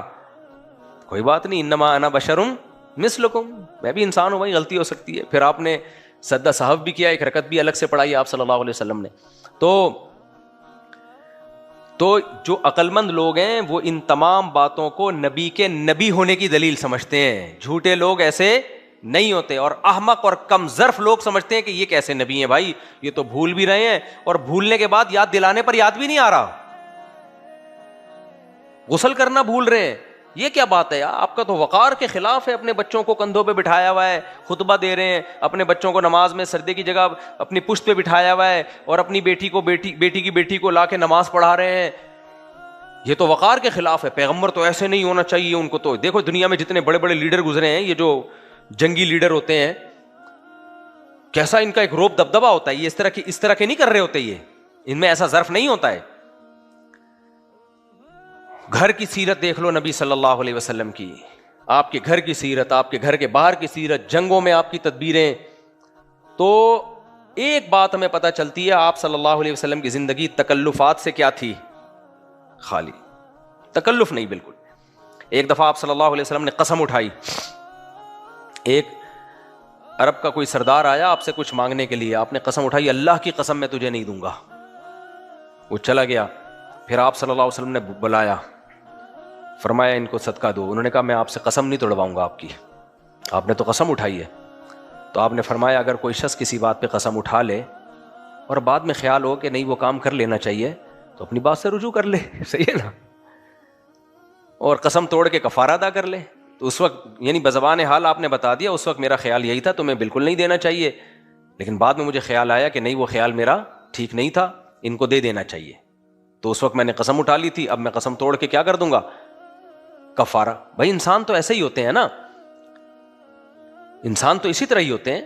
تو ہمارے نبی نے اپنی حیثیت یہ بھی بتائی کہ میں بشر ہوں، اور امت سے منوایا بھی کہ میں کیا ہوں، بشر ہوں، مجھے بشر ہی رہنے دینا. ہاں جو دین کی باتیں ہیں، جو اللہ کا پیغام آپ نے پہنچایا ہے، اس میں آپ سے خطا نہیں ہو سکتی. تبھی حدیث میں آتا ہے کہ اس زبان سے حق کے سوا کچھ نہیں نکلتا، چاہے میں غصے میں ہوں چاہے میں غصے میں نہ ہوں. جیسے ہم تو غصے میں ہوتے ہیں، جو باطل بات کہہ دیتے ہیں نا بعد میں رجوع کرتے ہیں، لیکن ہمارے نبی نے ایسا نہیں ہے کہ غصے میں آپ نے کوئی شرعی مسئلہ بتایا ہو، بھائی کسی کو صدقہ دینا ہے یا نہیں دینا، اس کا شریعت سے براہ راست تعلق نہیں ہے نا، یہ تو انسان کی ذاتی رائے پر ہوتا ہے، اس میں رائے تبدیل بھی ہو سکتی ہے. لیکن شریعت کے جو جائز ناجائز حلال و حرام بتائیں وہ کس کا پیغام تھا؟ وہ اللہ کا، اس میں آپ سے غلطی نہیں ہو سکتی. ان ہوا الا وحی یوحی، وہ وہی ہے جو اللہ کی طرف سے نازل ہوتی ہے. سمجھتے ہو کہ نہیں سمجھتے ہو؟ تو میں یہ بتا رہا تھا کہ ہمارے نبی نے ایسے دعوے نہیں کیے. آج میں نے بخاری کی حدیث طلبہ کو پڑھائی ہے کہ ایک یہودی کا صحابی رسول سے بحث ہو گئی. یہودی نے کہا کہ اس ذات کی قسم جس نے موسیٰ کو فضیلت دی تمام پیغمبروں پر، کچھ اس طرح کی حدیث تھی. آج ہی پڑھائی ہے لیکن مجھے پورے الفاظ یاد نہیں آ رہے اس کے، کیونکہ حدیث بہت سارے طرق سے مروی اور بہت مختلف طرح کے متون ہیں. تو جب انہوں نے کہا نا انہوں نے موسیٰ علیہ السلام کو نبی صلی اللہ علیہ وسلم پر فضیلت دی، تو صحابی رسول نے ایک تھپڑ لگا دیا یہودی کے. صحابی رسول غیرت آ گئی کہ ہمارے نبی کا مقام تو سب سے زیادہ ہے، اتنی زور سے تھپڑ لگایا. تو یہودی آیا نبی کے پاس کہ انہوں نے مجھے مارا ہے تھپڑ. تو آپ صلی اللہ علیہ وسلم نے صحابی کو بلا کے تنبیہ کی، فرمایا مجھے موسیٰ پر فضیلت مت دو. کیسی تواضع تھی.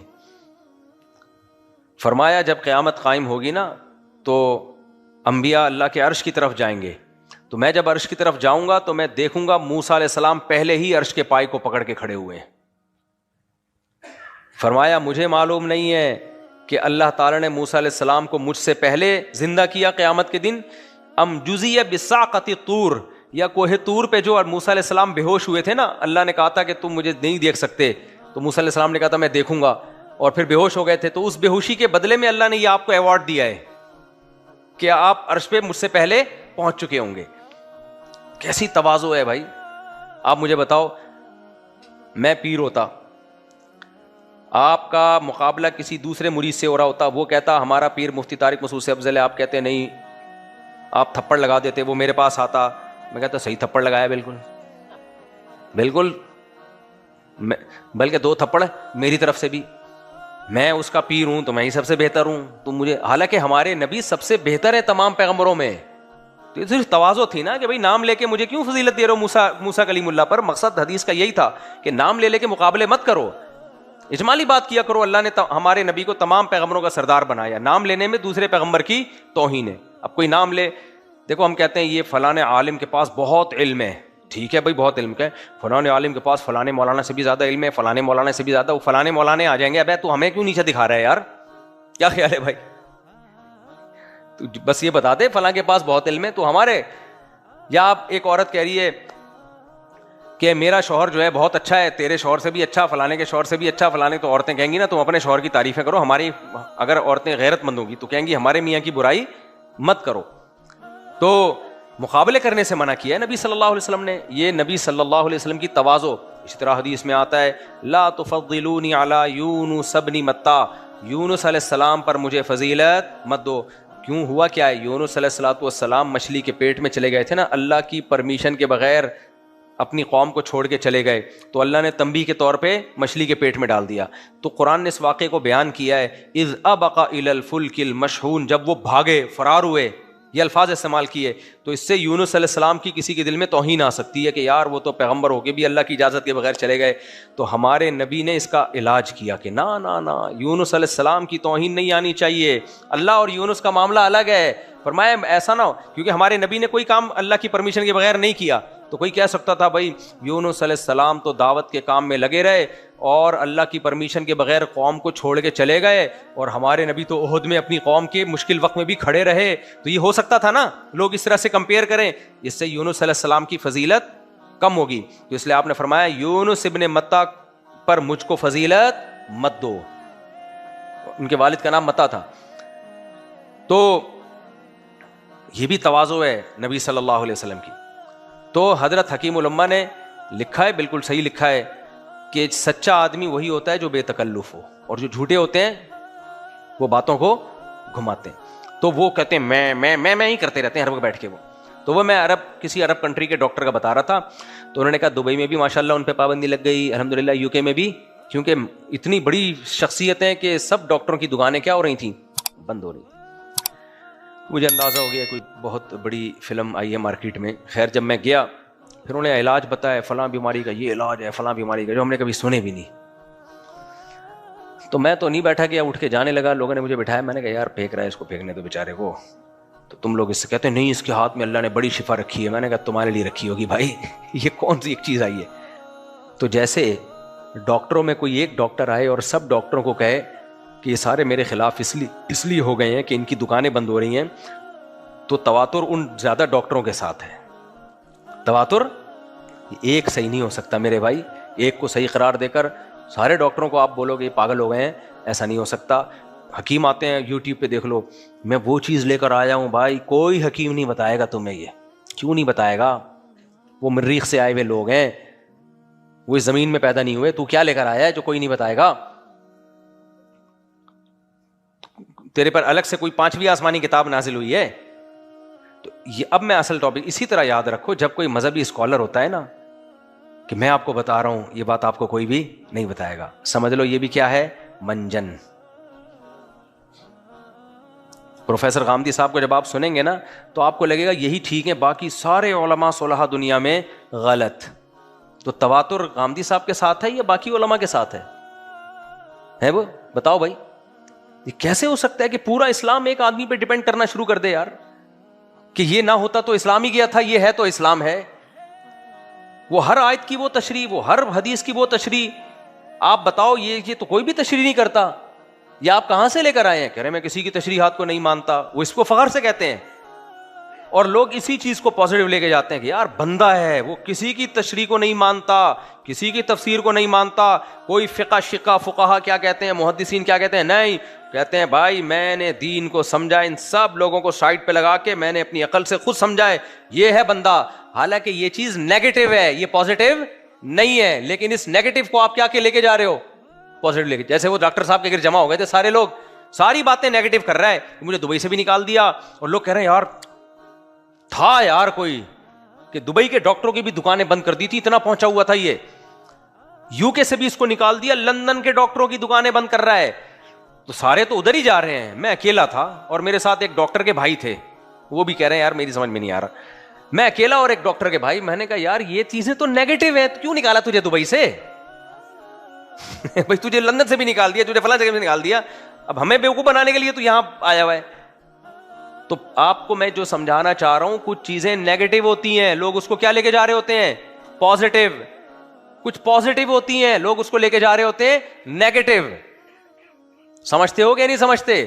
لوگ مجھے بھی کہتے ہیں مفتی صاحب حنفی ہیں, یہ نیگیٹو ہے. بھائی یہ پازیٹیو ہے, اس لیے کہ چاروں فرقہ صدیوں سے چلتے آ رہے ہیں, ہم نے کوئی 5واں فرقہ نہیں نکالا, انہی میں جڑے ہوئے ہیں. یہ پازیٹیو ہے, اور جو ان سے ہٹے گا وہ 5واں نیا نکالے گا, اور پھر اس کا شاگرد کوئی اور نیا لے کر آئے گا, اس کا شاگرد اور نیا لے کر آئے گا. یہ اسلام آج تھوڑی آ رہا ہے, صدیوں سے آ رہا ہے. جو صدیوں سے اسلام چلا آ رہا ہے وہ ٹھیک ہے, یا آج جو لوگ لے کر آ رہے ہیں وہ ٹھیک ہو سکتا ہے؟ نہیں آ رہی میرے خیال ہے بات سمجھ میں. ایک دفعہ ایک آدمی نے کہا یہ آدمی اتنا تیز دماغ ہے اس کا, یہ کیوں تقلید کرتا ہے؟ تو شکر ادا کرو میں مقلد ہوں, ورنہ میں ریسرچ کر کے غامدی صاحب کا ریکارڈ توڑ دینا تھا میں نے. تم لوگ غامدی صاحب کو بھول جاتے, ایسی ایسی چیزیں مارکیٹ میں لا رہا ہوتا میں. شکر ہے کہ میں اسی فقہ کو فالو کر رہا ہوں جو صدیوں سے چلا آ رہا ہے, جس نے اسلام جو حکومتیں کی ہیں پوری دنیا میں, اور میں باقی 3 کو بھی ٹھیک سمجھتا ہوں. یہ تو بہت پازیٹیو چیز ہے. اس بیس پہ تو آپ کو سننا چاہیے, ہم سے مسائل سننے چاہیے. ایک آدمی نے کہا, ابھی میں نے مسائل سیشن ریکارڈ کروایا نا کہ قرآن و سنت کی روشنی میں مسائل بتائے جائیں گے, وہ آسک مفتی طارق مسعود پہ نمبر بھی دے دیا میں نے. تو ایک آدمی نے کہا بھائی یہ قرآن و سنت میں تھوڑی بتائے گا, تو فقہ حنفی بتائے گا. ٹھیک ہے, پھر آپ ان لوگوں سے سن لو جو چاروں فقہ میں سے کسی ایک کو فالو نہیں کرتے. پہلی بات تو فقہ حنفی کیا تورات اور انجیل سے مسائل بتاتا ہے؟ وہ بھی تو قرآن و سنت ہی سے نکالے گئے ہیں. تو ٹھیک ہے, پھر آپ اس کو سنو جو کہتا ہے میں چاروں میں سے کسی کو نہیں مانتا, میں ڈائریکٹ قرآن و سنت سے مسائل بتاتا ہوں. پھر سب سے پہلی فرصت میں آئیں گے غامدی صاحب, پھر آپ مسائل ان سے سیکھو. آپ کانوں کو ہاتھ پکڑ لو گے, آپ بولو گے بھائی یہ تو ہم نے تورات انجیل میں بھی ایسے مسائل نہیں پڑھے ہیں. اب ہمارا لبرل طبقہ تو ان کو بہت سنتا ہے کیونکہ وہ تو دین میں بالکل زیرو ہے نا, اس لیے وہ سنتا ہے کہ یار زبردست باتیں. وہ زبردست نہیں ہے بھائی, وہ آپ کو لگ رہی ہیں. جب حدیث کی حجیت ہی کا انکار کر دیا تو پھر رہ کیا گیا؟ باقی اسکالروں کو آپ سنو گے وہ سب اپنے اجتہادات لا رہے ہوتے ہیں. اور یورپ امریکہ میں تو ایک ادھم مچی ہوئی ہے, ہر اسکالر کا فتویٰ دوسرے سے مختلف. جتنے مسائل سینٹر کھول کے دیکھو گے سب کی رائے دوسرے سے الگ, اور ہر آدمی لیبل لگا رہا ہوگا قرآن و سنت, قرآن و سنت. تو یہ دیکھنے میں پازیٹیو لگتا ہے, حقیقت میں کیا ہے؟ یہ نیگیٹو ہے. ہمارے ایک دوست تھے عالم بنے امریکہ جا کے, تو وہ پہلے انہوں نے کہا یار میں عالم بنوں گا, کسی مسلک میں نہیں بنوں گا, میں ڈائریکٹ قرآن و حدیث کا عالم بنوں گا. تو جب وہ بنے نا تو وہ کھچڑی سی پک گئی, ان کو خود ہی سمجھ میں آ رہا تھا میں ہوں کیا. دوست بعد میں بنے, وہ پہلے دوست نہیں تھے میرے. وہ کھچڑی سی پک گئی, وہ خود کانفیڈنس نہیں ان میں کہ یار میں کدھر جا رہا ہوں, میں کوئی مرتب چیز ہی نہیں ہے.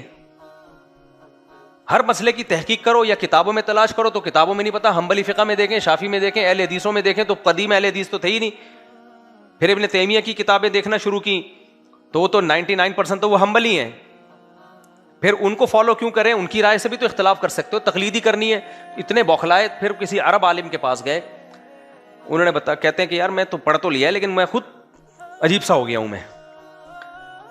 تو کہتے ہیں اس عرب عالم نے کہا کہ دیکھو صدیوں سے, جب سے یہ چاروں فقہ مدون ہوئے نا, صدیوں سے علماء کسی ایک فقہ میں ہی عملی طور پر پڑھتے چاروں فقہ ہیں لیکن عمل کے لیے کسی ایک کو اختیار کرتے ہیں. پڑھتے تو علماء سب کچھ پڑھتے ہیں, عمل کے لیے. تو اب آپ پراپر وے میں نا ان چاروں میں سے کسی ایک فقہ کو پراپر پڑھو اور پھر باقیوں کو بھی پڑھو اور عمل کے لیے کسی ایک کو اختیار کر لو. پھر ان کا میرے پاس فون آیا, وہ صاحب میں نے اپنی زندگی کا بہت بڑا حصہ برباد کر دیا ہے. تو مجھے کہنے لگے آپ مجھے فقہ حنفی پڑھا دیں. فون کیا انہوں نے مجھے کہ میں پراپر فقہ حنفی ایک فقہ پراپر پڑھوں نا میں بیٹھ کے. تو میں نے کہا میرے پاس تو ٹائم نہیں ہے بھائی, میں آپ کو کیسے بیٹھ کے پڑھاؤں, کسی ادارے میں داخلہ لیں جا کے. تو عملی طور پر کچھ چیزیں دیکھنے میں, باتیں کرنے میں بہت اٹریکٹیو اچھی لگ رہی ہوتی ہیں, پریکٹیکل لائف میں وہ کیا ہوتی ہیں؟ زیرو ہوتی ہیں, ان کی کوئی ویلیو نہیں ہوتی. تو اس لیے یہ بہت دماغ کی بات ہوتی ہے.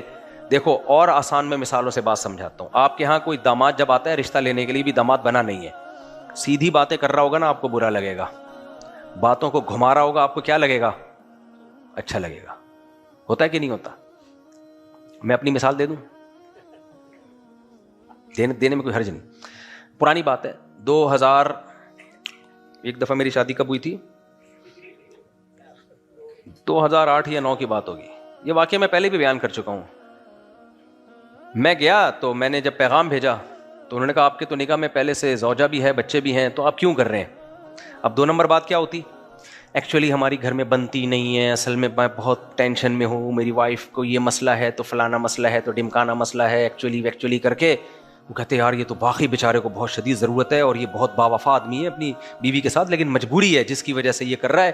اور بیٹا آپ کماتے کیا ہو؟ کل بس اللہ کا دیا ایسا, بے فکر رہے ہیں. ابھی کمائی کا نہیں پوچھو آپ, ابھی دیکھو گاڑی میں آ رہا ہوں, کار چلا کے آؤں, کار تھی میرے پاس FX تھی پرانی, قسطوں پہ 3,000 روپے قسط تھی اس کی, 40,000 کی خریدی تھی, 3,000 قسط تھی.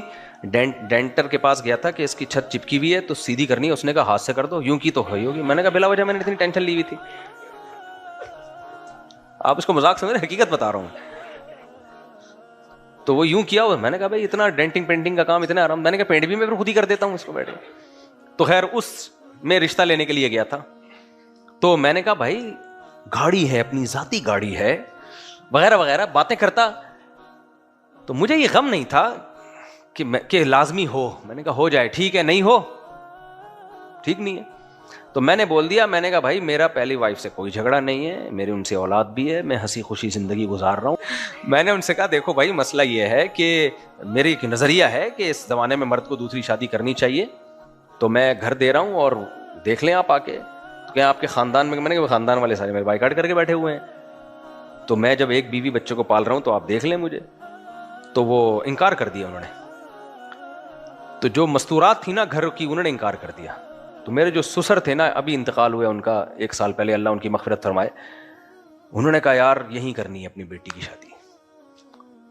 6 مہینے بعد انہوں نے ہاں کی. انہوں نے کہا بندے میں ایک چیز صحیح نظر آ رہی ہے, بات کو گھما نہیں رہا ہے. صحیح ہے نا, بات کو घुमा नहीं रहा है बात को। कोई ये नहीं कि यूं और वो जो है, इसने घर भी दिखा दिया, भाई ये घर है, ये मेरी आमदन है, आप दे दें तो नवाजिश आपकी, नहीं देंगे तो उन्होंने मुझसे कहा कि हम नहीं देंगे, तो मैंने कहा फिर कहीं और ट्राई मारेंगे हम। मैंने ऐसे बोला, कहीं और ट्राई करेंगे। तो फिर उनकी बात मुझे याद है, उन्होंने फिर अपने घर में बोला कि आजकल तुम लोगों को ना, मैं ये नहीं कह रहा मैं बहुत एक नंबर हूं, अल्लाह जानता है मैं क्या हूं, लेकिन उनकी अल्फाज में नकल कर रहा हूं। उन्होंने कहा यार आजकल मसला ये है कि सही आदमी समझ में ही नहीं आता किसी को, जब तक बातों को घुमाएगा नहीं, उल्टी उल्टी बातें नहीं करेगा, उस वक्त समझ में नहीं आता बंदा। तो वो 6 महीने सोचते रहे कि बंदे ने अपनी पोजीशन बता दी है, भाई ये आमदन है और इस तरह से रखना है, और पहली बीवी से कोई झगड़ा नहीं है, कोई लड़ाई नहीं है, कुछ भी नहीं है, पहली बीवी राजी है, नहीं राजी भी नहीं है, ये भी मैंने बता दिया, कोई राजी वाजी नहीं है भाई। फिर ऐन वक्त पे उन्होंने मुझे निकाह तो कर लिया उन्होंने, लेकिन उन्होंने खुद बताया कि हम अपने खानदान को क्या मुंह दिखाएंगे कि आपके खानदान से कोई आ ही नहीं रहा, तो फिर आप ऐसा करना कि ले आओ किसी को भाई बना के, किसी को भाभी बना के ले आओ। तो फिर यहाँ हमारी मस्जिद कमेटी के उस वक्त सदर थे, तारिक भाई नाम था उनका। उनसे मैंने कहा अभी फिलहाल आप एक दिन के लिए मुझे बड़े भाई के तौर पे उधार चाहिए, और मैंने कहा अपनी वाइफ को भी ले आए मेरी भाभी बना के। अब निकाह में तो जाना होता है ना, माँ बाप को मालूम था, हमारी अहलिया के वालिदैन को पता था, रिश्तेदारों को नहीं पता था। उनको रिश्तेदारों को फेक भाई भाभियाँ दिखानी थी ताकि उनको ये हो कि भाई, उन्होंने जब मुझे देखा ना 6 महीने के, यार ठीक है भाई बंदा कॉन्फिडेंटली संभाल लेगा, अल्लाह ही करता है, कौन संभाल सकता है। खैर, तो अब ये नहीं पता मैंने संभाला या घर वालों ने संभाला मुझे, तो अल्लाह बेहतर जानता है। खैर, तो हम ये झूठ पकड़ा जाता है हमेशा। मैं जिनको अपना बड़ा भाई बना के लेके गया वो भी तारिक, वहां पहुंचे, मैंने कहा, उन्होंने कहा मुफ्ती साहब ये तो मेरा नाम भी तारिक, आपका 2 भाइयों के नाम तारिक होते नहीं है। हमने सोचा ही नहीं था ये, बस पकड़े जाते जाते बच गए हम, पकड़े जाने वाले थे कि बच गए हम। फिर हमने नाम वहां जमशेद या कोई नाम चेंज किया फौरन। मैंने कहा भाई खुदा के लिए ये तो अजीब सा हो जाएगा। उन्होंने 2 भाइयों के नाम तारिक कैसे हो गए? तो खैर निकाह पड़ा हो गया बाद में। अच्छा, उन्होंने ये भी नहीं बताया था इसके निकाह में पहली ज़ौजा मौजूद है।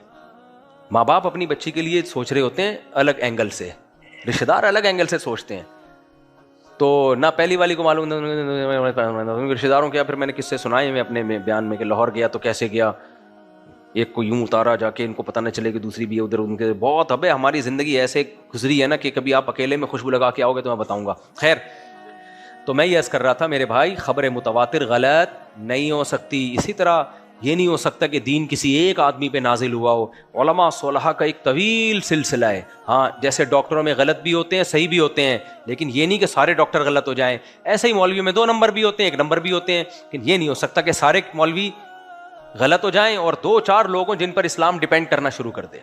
ये मुमकिन नहीं है। तो अब मैं जल्दी से बात को समेटता हूं, जो मैं इल्मी बात लेके चला था। खबर मुतवातिर जहां होगी तो खबर वाहिद को खबर मुतवातिर पे तरजीह नहीं दी जाएगी। ये जो इमाम अबू हनीफा के बाज़ मसाइल आपको लगता है ना हदीस के खिलाफ हैं, वो कुरान के मुताबिक होते हैं, तो इसलिए उन्होंने हदीसों में तावील कर दी होती है। कुरान के मुताबिक होते हैं इसलिए उन्होंने हदीस में तावील कर दी होती है। मिसाल के तौर पर ये जो हदीस है वली की इजाजत के बगैर निकाह, तो कुरान में निकाह की निस्बत डायरेक्ट औरत की तरफ की है अल्लाह ताला ने, हत्ता तनकिहा ज़ौजन गैरा। तो इमाम साहब ने कहा कुरान मुतवातिर है, तो हदीस में अगर आ रहा है कि वली के बगैर निकाह नहीं होता तो उसकी तावील की है। जैसे आता है ना, जो नमाज नहीं पढ़ता उसका ईमान, जो वादा करके पूरा नहीं करता उसका ईमान नहीं है, तो ईमान ना होने का मतलब थोड़ी काफिर हो जाएगा, तावील की जाती है ना। खैर, ये मसला इख्तलाफी है, वली की इजाज़त के बगैर निकाह होना या ना होना। मेरा तो सिर्फ एक उसूल बयान करना मकसद है। बहुत से मसाइल ऐसे हैं इमाम साहब ने देखा। एक मैं आपको मिसाल देता हूँ।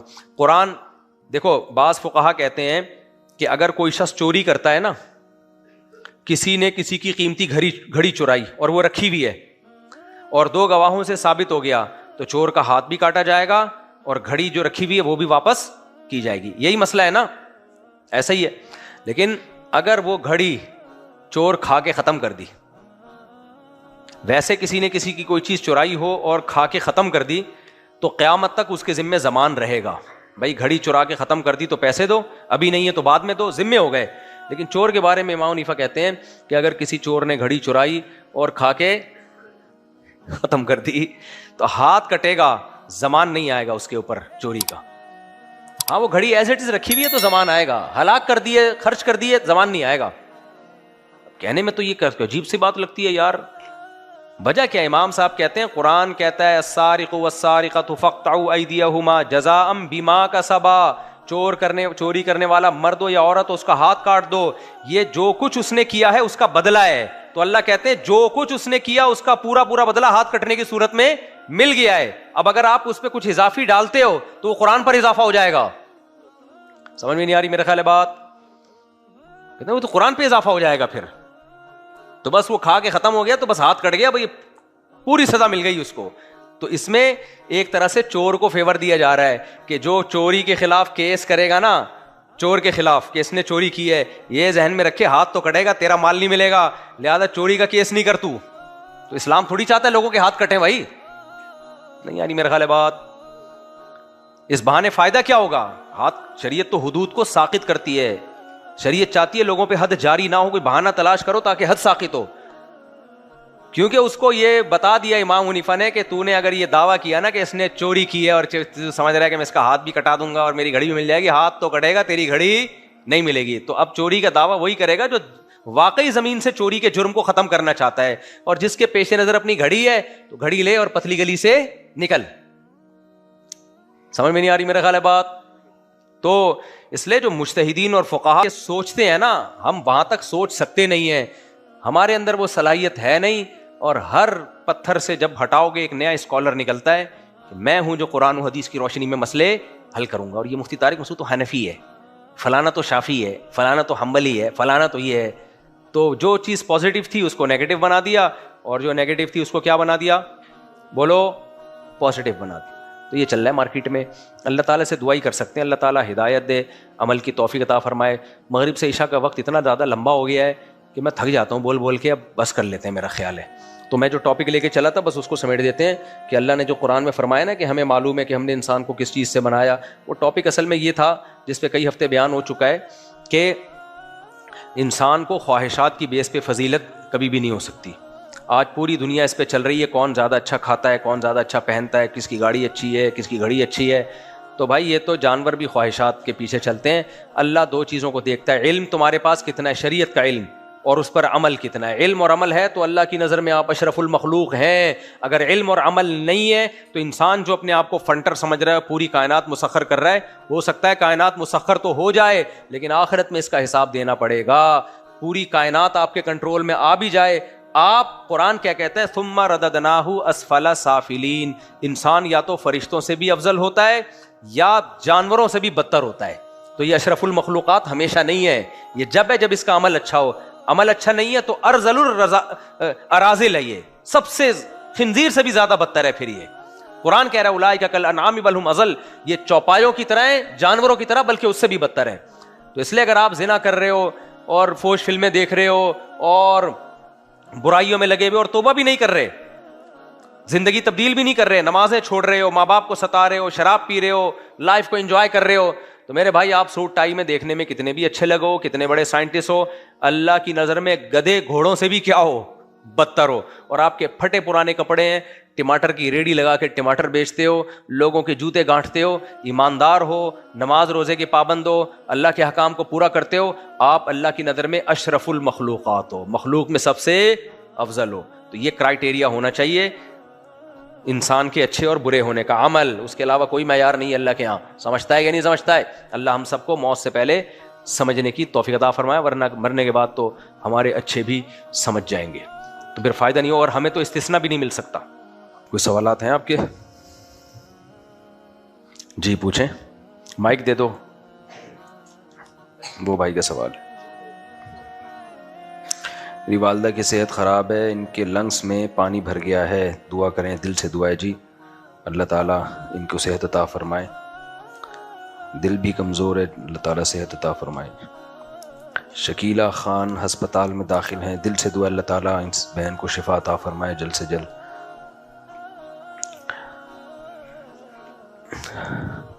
آپ کہتے ہیں کہ زوجہ کو گھمانے پھرانے کے لیے لے جانا چاہیے, قرآن میں ہے کہ گھر میں قرار پکڑو, بلا ضرورت نہ نکلو.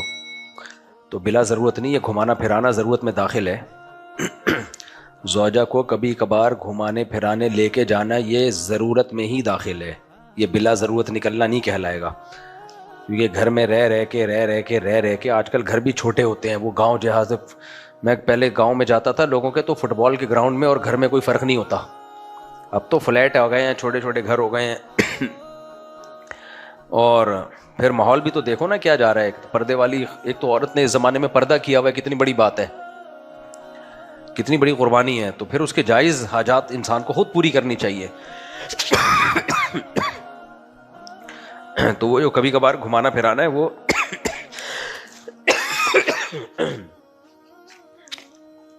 وہ ضرورت میں داخل ہے. شیطان نے کتنی ہچکیاں لے کر آیا اس کے دوران دیکھو. لیکن شیطان نہیں چاہتا کہ آپ اپنی بیگم کے ساتھ کہیں جائیں. شیطان چاہتا ہے آپ جب بھی جائیں اکیلے جائیں، تاکہ آنکھ مٹک کے بھی خوب کریں وہاں جا کے. پھر آپ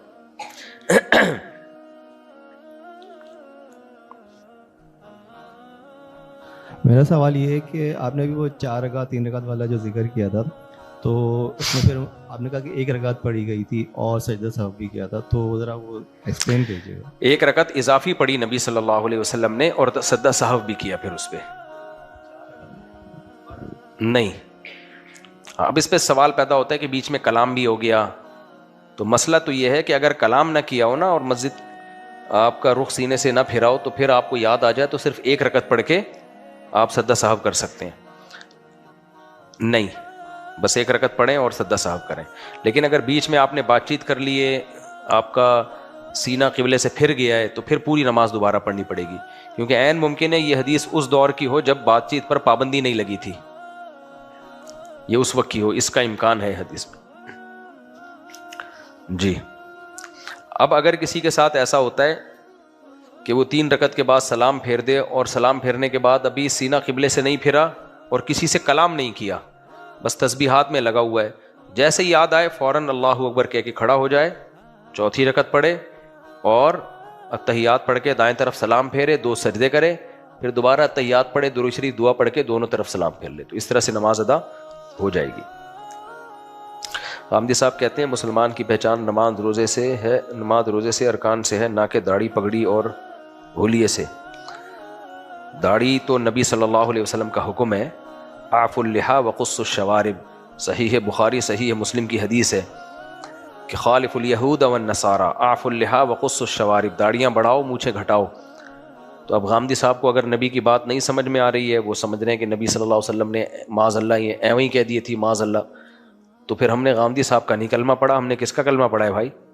نبی صلی اللہ علیہ وسلم کا. باقی پگڑی باندھنے کا نبی نے حکم نہیں دیا ہے، تو وہ آپ کی مرضی، آپ باندھیں یا نہ باندھیں. لیکن داڑھی کا نبی نے حکم دیا ہے تو وہ رکھنی پڑے گی.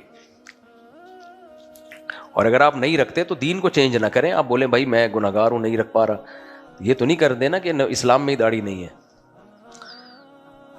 آپ کے مالی حالات اتنے بہتر ہیں پھر بھی آپ نکاح پڑھانے کے پیسے لیتے ہیں، اس میں تو وقت بھی نہیں لگتا. نکاح پڑھانے کے پیسے میں پہلے نہیں لیتا تھا، تو اس کی وجہ سے جو میرا حشر نشر ہو گیا تھا وہ مجھے پتہ ہے. اور میں جو نکاح پڑھانے کے، ایک تو میں نے اسسٹنٹ رکھا ہوا ہے نا جو بیچارہ سارا دن بیٹھ کے نکاح نامے بھرتا رہتا ہے، پھر آگے جا کے یونین کونسل سے رجسٹر کرواتا ہے، پھر آگے جا کے نادرا سے رجسٹر کرواتا ہے. ان میں سے کسی کام میں بھی زکوٰۃ کے پیسے نہیں لگتے ہیں، یہ سب اپنی جیب سے دینا پڑتا ہے. تو میں کیوں میں نے اپنی شادیوں پہ جو خرچہ کر لیا کافی نہیں ہے، لوگوں کی شادیوں پہ بھی. تو وہ، اور دوسرا میں جو پیسے لے رہا ہوں نا وہ بہت کم ہے. آپ جاؤ کوئی بھی مشہور مولانا، چند ایک کو چھوڑ کے جو مشہور مولانا ہے، ایک ایک نکاح کے 50,000 ہزار 60,000 ہزار 1 لاکھ 2 لاکھ روپے بھی چل رہی ہیں فیسیں. اور میں اگر یہ فیس رکھنا چاہوں نا 1,50,000 20,000 30,000 کوئی مسئلہ نہیں ہے. ہماری فیس کتنی ہے مجھے تو پتہ بھی نہیں ہے، 10,000 ہے میرا خیال ہے، 7-8 ہزار ہے، مجھے خود پتہ بھی نہیں ہے. وہ اسسٹنٹ تو ہم رکھنا چاہیں تو، اور پھر اس میں بھی کہا ہوا ہے کہ اگر کوئی کہتا ہے کہ میں نے نہیں دینے تو نہیں لو اس سے، یہ بھی ہم نے آفر دی ہوئی ہے. یعنی جو اسسٹنٹ کو بولا ہوا ہے کہ کوئی کہتا ہے میرے پاس نہیں ہے تو تفتیش کرنے کی ضرورت نہیں ہے کہ کیوں نہیں ہے، بینک اسٹیٹمنٹ دکھا. اگر کوئی کہتا ہے نہیں ہے تو کوئی بات نہیں، نہیں آ جا یار غریبی میں پڑھا دیں گے. تو اتنے اس میں بھی اگر تمہیں پیسے دیتے ہوئے تو پھر شادی کس سلسلے میں کر رہے ہو تم؟ تو اگر کوئی نہیں دے تو نہ دے. میں نے اس کو بولا ہوا ہے اسسٹنٹ کو, پھر اس کو میں اپنی جیب سے دے دیتا ہوں. اس کو میں نے بولا ہوا ہے کہ اگر کوئی یہ کہہ دینا کہ میں نکاح کی فیس نہیں دوں گا تو اس سے بالکل بھی نہیں لو فیس, اور اس سے پوچھو بھی نہیں کہ کیوں نہیں دو گے, تمہارے پاس پیسے نہیں ہو, بولا نہیں دوں گا, بس نہیں دوں گا, کوئی بات نہیں. ہم تو اگر فیس نہیں دے گا تو ہم تجھے رنڈوا نہیں چھوڑ سکتے, اس طریقے سے کمارا نہیں چھوڑ سکتے ہم تجھے, کوئی بات نہیں شادی کر لے, بھلے ہم اپنی جیب سے رجسٹریشن کے پیسے ہم دے دیں گے, آ جا تو شادی کر لے تو خالی. اور باقی ٹائم لگتا ہے, یہ کہنا ٹائم نہیں لگتا, کیوں نہیں لگتا ٹائم؟ عالم اسلام کی اچھا او بھائی یہ تو سیریس بات ہے یار, استغفر اللہ. عالم اسلام کی مصروف, روشن اور باعمل شخصیت, محبوب العلماء والصلحاء, پیر طریقت حضرت مولانا پیر ذوالفقار احمد نقشبندی آج بروز اتوار خالق کی سزا ملے. دل سے دعا اللہ تعالیٰ مغفرت فرمائے, ان کے درجات کو بلند فرمائے, اور اللہ لواحقین کو صبر جمیل کی توفیق عطا فرمائے. اگر لڑکی کے گھر والے نہیں مانتے شادی کے لیے, یہی سوال پوچھ پوچھ کے نا زندگی عذاب بنی ہوئی ہے. لڑکے کے گھر والے نہیں مان رہے, لڑکی کے گھر والے نہیں مان رہے, فلانے کے نہیں باپ مان رہا, فلانے کا چاچا نہیں مان رہا. بہت تنگ آ گیا ہوں یار یہ سوال, اس کے الگ سے 5,000 روپے فیس ہوگی. اس ٹائپ کا اب کسی نے سوال پوچھا نا, الگ سے 5,000 روپے فیس اس کی. لڑکی کے گھر والے نہیں مان رہے شادی کے لیے, میرے گھر والے مانے ہوئے ہیں, اور صرف لڑکی کے ماموں نہیں مان رہے, بول رہے ہیں تم چرسی ہو, جبکہ میں نہیں ہوں, تو کیا کروں؟ سب راضی ہیں. یار جس کے گھر والے تمہیں بول دیں تم چرسی ہو, تو وہاں تو غیرت کے خلاف ہے شادی کرنا. ہاں چرسی ہو تو پھر غیرت کے خلاف نہیں ہے, لیکن اگر نہیں ہو اور تمہیں کوئی چرسی بول دے, مجھے آپ بتاؤ میں کہیں رشتہ بھیجوں گا, بولے تم چرسی ہو, تو میں کروں گا وہاں؟ تیرا باپ ہوگا چرسی, دفع ہو یہاں سے. تو اگر تو آپ کو چرسی بول دیا ہے, میرے خیال ہے نہیں کرو. سوال یہ, میں نے کافی عرصے سے دیندار لڑکی کی ڈھونڈ رہا ہوں لیکن نہیں مل رہی. وجہ یہ کہ لوگ کہتے ہیں کہ آپ پابندی لگاؤ گے پردے کی جب ہی مشکلوں میں. ایسا غلط ہے, دیندار لڑکیاں سوسائٹی میں بہت ہیں, اور پردے دار بھی ہیں. آپ کو نہیں مل رہی تو اور صبر کرو, مل جائے گی انشاءاللہ مارکیٹ میں. مفتی صاحب السلام علیکم. وعلیکم السلام. مفتی صاحب مجھے آپ سے سوال ہے کہ لوگ کہتے ہیں کہ چینی یاجوج ماجوج تو نہیں, آپ کی اس میں کیا رائے ہے؟ کیونکہ میرے حساب سے اس بات کی کوئی حقیقت نہیں. چینی یاجوج ماجوج نہیں ہے بھائی, لگتے ہیں دیکھنے میں لیکن ہے نہیں. یاجوج ماجوج تو چھپا دیے اللہ تعالیٰ نے, وہ قرب قیامت میں ہی ظاہر ہوں گے, اور جب نکلیں گے نا تو پھر تم یہ نہیں بولو گے کہ یہ یاجوج ماجوج ہیں, وہ اپنے عمل سے بتائیں گے کہ ہم کیا ہیں. اگر چھوٹا بھائی بڑی بہن سے بد اخلاقی سے پیش آئے تو کیا کیا جائے؟ رکھ کے چماٹ مارا جائے. بڑی بہن کو چاہیے چھوٹے کو رکھ کے کیا لگائے؟ چماٹ لگائے. میرا چھوٹا بھائی پتہ نہیں مجھ سے کیوں بدتمیزی بد اخلاقی سے پیش آتا ہے. ماں باپ کو چاہیے نا کنٹرول کریں. جب چھوٹا بھائی بڑی بہن سے بدتمیزی کر رہا ہے تو باپ اور ماں کی ذمہ داری ہے کہ اس کو ٹوکیں. تمہاری بڑی بہن ہے, ماں کی جگہ ہے. حدیث میں خالہ کو ماں قرار دیا ہے, تو بڑی بہن تو خالہ سے بھی زیادہ قریبی رشتہ ہوتا ہے. تو آج کل چھوٹا جب بڑوں کے ساتھ بدتمیزی کرتا ہے, ماں باپ کچھ کہتے ہی نہیں ہے. تو اور ماں باپ کو یہ سوچ ہم سے بدتمیزی نہ کرو, باقی آپس میں بدتمیزیاں کرتے رہو بیٹھ کے. جب بچے کو بڑے کا ادب سکھائیں گے تو پھر وہ آپ کا بھی ادب کرے گا. نہیں سکھائیں گے تو پھر وہ بڑے کا نہیں کر رہا تو ماں باپ کا بھی نہیں کرے گا پھر وہ. مفتی صاحب مجھے آپ سے سوال یہ ہے کہ بڑی بہن چھوٹے بھائی کو نیچا دکھائے, یہ مجھے گھر کا جھگڑا لگ رہا ہے, یہ وہی کیس ہے. تو کیا کیا جائے؟ کیونکہ میری بڑی بہن مجھے بہت نیچے دکھاتی ہے تو مجھے غصہ آتا ہے, تو میں کیا کروں؟ بڑی بہن ہے, گھر سے رخصت ہو کے چلی جائے گی, صبر کر لے یار, کیا خیال ہے؟ عورت آدمی کو کیا نیچا دکھا سکتی ہے؟ تو چھوٹا بھائی بڑی بہن سے بدتمیزی کرے تو بڑی بہن کو چاہیے کیا لگائے؟ رکھ کے چماٹ لگائے. ایک بڑی بہن چھوٹے بھائی سے بدتمیزی کرے تو چماٹ نہیں بنتا ہے, پھر کیا بنتا ہے؟ صبر بنتا ہے. سمجھ رہے ہو کہ نہیں سمجھ رہے؟ ویسے بھی بہنوں کے بارے میں تو سوچا کرو, انہوں نے رخصت ہو کے جانا ہے, یہ ایسی چیز ہے, ایک ایسی حقیقت ہے, تو وہ تو 7 خون معاف ہونے چاہیے. کیا خیال ہے؟ 7 خون معاف ہونے چاہیے. اگر ماں گھر میں نماز پڑھ رہی, آپ کہیں گے بڑی بہن کو جب رخصت ہونے کے چماٹے مار کے کیوں جا رہی ہے؟ سوال یہ پیدا ہوتا ہے, چماٹے مار کے چلی جائے گی تو زندگی بھر تمہیں یاد رکھے گی کہ میرے بھائی نے مجھ سے چماٹے کھائے ہیں, تو محبت کرے گی تم سے. اور اگر تم بد اخلاقی کرتے رہو گے تو زندگی بھر پھر وہ کئی گھروں میں ایسا ہوتا ہے کہ رخصت ہوں، وہ چاہتی ہیں ہم اس گھر سے نکلیں یہاں سے. تو وہ خوش خوش آج دلہنیں دیکھ لو نا مارکیٹ میں جو دلہنیں آ رہی ہیں روتے ہوئے رخصت ہی نہیں ہو رہی ہیں. 50-50 آیا کرتا تھا اس میں دکھایا کہ دلہن رخصت ہو رہی ہے، رو رہی ہے نا، اور ماں بھی رو رہی ہے، اور ہائے ہائے بہن اور بیٹی آج سے تمہاری ساس تمہاری ماں ہے، میں تمہاری ماں نہیں ہوں. آج سے تمہارے سسر تمہارے باپ ہیں، یہ تمہارا باپ. اس مجھے پورا یاد نہیں ہے لیکن، اور بڑے روتے ہوتے جو ہے نا گاڑی میں بٹھایا، وہ بھی رو رہی ہے. کیمرہ مین نے آ کے بولا کہ وہ آنٹی بٹن دبانا بھول گیا تھا کیمرے کا. میں کہہ رہی کمبخت اتنی مشکل سے رو رہی تھی میں. یہ رخصتی کی ویڈیو بنتی ہے نا پوری، یہ بھی آرٹیفیشل چل رہا ہے کہ بیٹی جا رہی ہے تو ہم تھوڑا سا. تو اس نے کہا نالائق پورا ریورس کرنا پڑے گا مجھے پورا سسٹم. تو وہ دوبارہ سے دلہن کو گاڑی سے نکالا ہے، واپس لے کر گئے ہیں، دوبارہ سے وہی ڈائلاگ ہو. پھر کہہ رہی تھی کیمرہ ذرا اب دیکھ لینا بٹن کھلا ہوا ہے کہ نہیں کھلا ہوا. تو پہلے دلہن بھی رخصت ہوتی تھی، آج کل تو دلہن پہلے پہنچی بھی ہوتی ہے، فون کر کے بتا رہی ہوتی ہے کہ ہو گئی یہ شادی. تو بہن کے ساتھ معاملات اچھے رکھیں تاکہ وہ رخصت ہو تو اس کو افسوس ہو اور آپ کو بھی یاد آئے. تو جو مرد ہے نا اس کو اللہ نے بڑا ظرف دیا ہے، روب جمانا اپنی بیوی پہ جا کے. سمجھ رہے ہو کس پہ جمانا؟ وہاں نہیں جمے گا تو بہنوں پہ نہیں روب نکالا کرو یار. اگر ماں گھر میں نماز پڑھ رہی ہو تو پیچھے یا سائڈ میں بیٹا یا شوہر نفل نماز پڑھ سکتے ہیں. جی نفل پڑھ سکتے ہیں. جماعت کی نماز میں عورت مرد سے پیچھے رہے گی. اگر الگ الگ نماز ہو رہی ہے تو پھر ماں آگے ہو جائے بیٹا پیچھے ہو جائے، بیگم آگے نماز پڑھے شوہر پیچھے نماز پڑھے. حضرت آپ کی مادری زبان کون سی ہے؟ اردو. مجھے اردو سے بہت محبت ہے خدا کی قسم. اردو بڑی پیاری زبان ہے، علماء صالحہ کی زبان ہے. ہمارے جتنے علماء چاہے وہ پنجابی اسپیکنگ ہو چاہے وہ پشتو اسپیکنگ ہو، عوام سے رابطے کی زبان کون سی ہے؟ اردو. مولانا طارق جمیل صاحب سرائکی بولتے ہیں لیکن بیان کس زبان میں کرتے ہیں؟ بولتے کیوں نہیں؟ اردو میں. اور ہمارے شیخ مفتی رشید احمد صاحب رحمہ اللہ تعالی ٹھیٹھ پنجابی تھے، لدھیانہ کے. بولتے کیا تھے؟ اردو بولتے تھے. اور ہمارے شیخ حضرت مفتی عبدالرحیم صاحب میواتی ہیں، ان کی مدر لینگویج میواتی ہے. بولتے کیا ہیں؟ بولتا کیوں نہیں ہے تو اردو میں بول لے اردو. تو پھر اردو زبان میں جو ادب ہے، شاعری ہے، اردو زبان کی آداب ہیں، تمیز ہے. میں ایک سندھ میں یونیورسٹی کے پروفیسر سے ملا، انہوں نے مجھے بتایا کہ ہم 80s کی بات کی انہوں نے، ہم اپنے بچوں کو کراچی بھیجا کرتے تھے تاکہ اردو سیکھیں اور تمیز سیکھیں. نہیں آئی سمجھ میں؟ تاکہ اردو سیکھیں اور کیا سیکھیں؟ ہر زبان کی اپنی ایک چاشنی ہے. سندھی میں بڑی مٹھاس ہے، پشتو میں نہیں بھی لڑنے کا دل چاہ رہا ہوگا تو آدمی لڑے گا.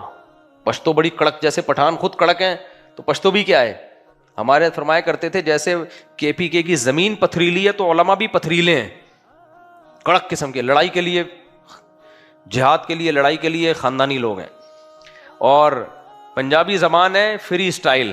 پنجاب والے ہر وقت مستی میں رہیں گے، جگتے مارتے رہیں گے ایک دوسرے پہ. پنجابی ہے نا، اور ہر وقت جگتے لگاتے رہیں گے، مارتے رہیں گے. فیصل آباد میں جاؤ کبھی، میں نے ایک دفعہ سفر کیا تو میں ٹرین میں جا رہا ہوں تو فیصل آباد جب گاڑی آ کے رکی، اب میرے ساتھ مستورات بھی تھیں تو اب لوگ اوپر چڑھنے لگے تو میں نے کہا کہ بھائی اب سیٹ پہ جگہ نہیں ہے، آپ کہاں بیٹھیں گے؟ گاڑی میں آنے لگے نا. تو میں نے کو کہا بھائی وہ آپ تھوڑا، کہتے ہیں وہ ساڑی ٹانگیاں ٹوٹیاں نہیں ہیں، ہماری ٹانگیں ٹوٹی بھی نہیں ہے جو ہم کھڑے ہو کے سفر نہیں کر سکیں. نہیں بیٹھ رہے. ایک نے کھڑکی سے، میں نے بولا بھائی یہ بوگی فل ہے آپ یہاں نہ آئے. تو کراچی سے ہے؟ اس نے مجھ سے کہا. میں نے کہا ہاں. تھوڑا قصور نہیں ہے. پھر میں نے کہا اس کا مطلب کیا ہے؟ ونڈو سے میں نے ایک بندہ اوپر بوگی میں آنے لگا، مجھے لگا کہ ہمارے فیملی بیٹھی ہوئی ہے، یہ گھسے گا بلا وجہ. تو میں نے اس سے بول دیا کھڑکی سے ہی فیصل آباد اسٹیشن پہ، میں نے کہا بھائی فیملی ہے کائنڈلی آپ نہ آئے. مجھے پتہ ہے کیا کہتا ہے؟ تو کراچی سے ہے؟ میں نے کہا ہاں. تھوڑا قصور نہیں ہے. پھر تو کتنی گہری بات کر دیا. یعنی تو پنچایت تو کرے گا، تیرے کو مسئلہ تو ہوگا تیرے ساتھ، کیونکہ تو کہاں کا ہے. میں نے کہا مسئلہ تیرے ساتھ ہے اور تانا کس کو دے رہا ہے؟ تو ایک کو میں نے کہا مت بیٹھو، کہہ رہے ہماری ٹانگیں ٹوٹی بھی تھوڑی ہیں. تو وہ مستائے ہوئے رہتے ہیں. پنجابی زبان کیا ہے؟ مستیوں کی زبان ہے، لسی پائے سجی کے. آپ دیکھو پنجاب والے ٹینشن دیتے ہیں، لیتے نہیں ہیں. آپ لاہور میں جاؤ، ہر آدمی مسکراتا ہوا، اچھلتا ہوا، کودتا ہوا، لطیفے سناتا ہوا ملے گا آپ کو، جگتے مارتا ہوا ملے گا آپ. ہر زبان کا ایک کلچر ہوتا ہے. تو اردو کا جو ایک جو کلچر ہے نا، اس میں کیا ہے तहजीब, शाइस्तगी, समझते हो? उस्तु खुद्दूस का बताया था मगर तरीका नहीं बताया भाईजान। उस्तु खुद्दूस की पब्लिसिटी मैंने नहीं की है। एक हकीमों की इतरेफल आती है, उस्तु खुद्दूस आती है, वो दिमाग से नज़ला निकालती है। मैंने बयान में कह दिया था, तो हकीम लोग क्या कर रहे हैं, मेरा बयान चला के उस्तु खुद्दूस बेच रहे हैं। पिछले हफ्ते क्या हुआ है, एक गाड़ी आके रुकी है, गाड़ी में बारिश लोग बैठे हुए, मुझे किसी ने कहा कि भाई वो मिलने आता। मैंने कहा अभी तो हमने टाइम नहीं लिया, लेकिन वो इतनी बड़ी बड़ी दाढ़ियों वाले, फिर मुझे तरस आया, मैंने कहा इनको बुला लो यार, उलमा लग रहे हैं। मैं बैठ गया, वो बैठे, मैंने कहा जी इरशाद। कहते हैं यार मुफ्ती साहब वो आपने असल में एक नुस्खा बताया है उसके लिए, ये मर्दों में जो होता है ना 60 साल के बाद क्या होता है, वो जो कैंसर होता है, कहाँ का, प्रोस्टेट का जो कैंसर हो जाता है ना मर्दों को अक्सर। तो मुफ्ती साहब वो प्रोस्टेट के कैंसर के बारे में आपने बड़ा ज़बरदस्त एक नुस्खा बताया है यूट्यूब पे, तो वो आपसे हम लेने के लिए आए हैं। मैंने कहा मैंने किधर बता दिया यार प्रोस्टेट के बारे में। तो कह रहे नहीं वो आपने यूट्यूब, जब मैंने देखा तो AI से किसी ने मेरी वीडियो बनाई हुई थी, उसमें मैं मर्दाना ताकत की दवाएं भी बेच रहा था, अस्तगफिरुल्लाह, और इतनी बेहुदा वीडियो थी वो। और प्रोस्टेट कैंसर से बचने के लिए तो किसी कमबख्त ने अपनी दवाएं बेचने के लिए AI से मेरी वीडियो बनाई और वो चला के अपना मंजन बेच रहा है वो, और इतना कामयाब हो गया कि उन्होंने कहा कि डायरेक्ट मुफ्ती साहब से ही जाके क्यों ना ले लें हम। फिर मैंने कहा यार ये स्टाइल मेरा हो सकता है बात करने का, इतनी बेहुदा मर्दाना कुव्वत के मैं नुस्खे बताऊंगा लोगों को, यहाँ बैठ गए। तो खैर वो उलमा थे बेचारे, उनको चले गए। फिर वो प्रोस्टेट का कोई मसला था किसी के साथ। तो AI जनरेटेड चीज़ें भी बहुत ज़्यादा चल रही हैं, इससे होशियार रहें। भी किसी ने मेरा नंबर चला दिया, अपना नंबर डाल दिया मेरी तस्वीर लगा के, वो मेरा नंबर नहीं है, पता नहीं किसका नंबर है वो। तो इसलिए ये उस्तु खुद्दूस की मैंने जनरली एक दवा है, जिनको नज़ला सर में जमा रहता है उनके लिए बहुत अच्छी दवा है, तो आपने खर्चे पे खा लें। बाकी मैंने किसी की पब्लिसिटी नहीं की है, किसी किबला हकीम साहब की। अदालती खुला के मुतालिक आप एक वीडियो बना दें कि वकील हजरात अदालती खुला का केस ना लें। मैंने बहुत सारी वीडियोस बनाई हैं, बहुत सारी वीडियोस बनाई हैं अदालती खुला के बारे में, वकीलों से के साथ पॉडकास्ट भी की है इस पे।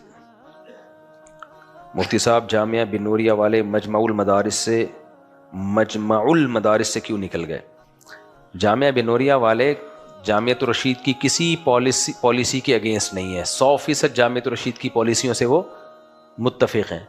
बाकी वो क्यों निकल गए हैं, उनका ख्याल ये है कि जामियत रशीद, मेरी राय है, उनका ख्याल ये है कि जामियत रशीद ने इतने बड़े बड़े पंगे ले लिए हैं कि वो समझते हैं कि हम उन पंगों में नहीं पढ़ना चाहते।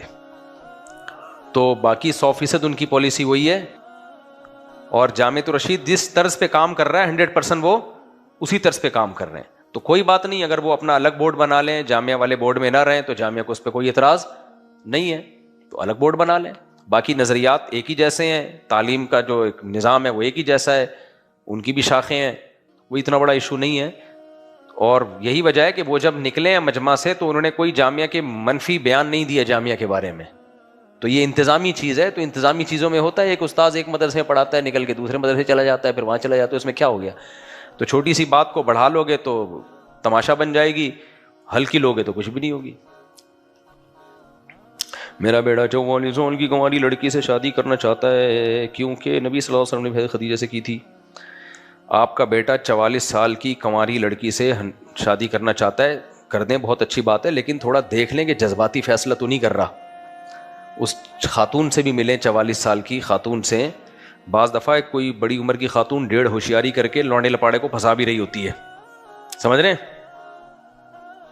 तो पहले मिल लें, अगर वो शरीफ शुरफा खातून है, कोई चालाकी नहीं है, कोई 2 नंबरी नहीं है, बिल्कुल 1 नंबर केस है, तो सुभान अल्लाह, जहाँ बेटा चाहता है वहाँ शादी करो। हम तो यही कह रहे हैं लोगों से, जहाँ चाह रहा है वहाँ शादी करो ना, क्या ख्याल है?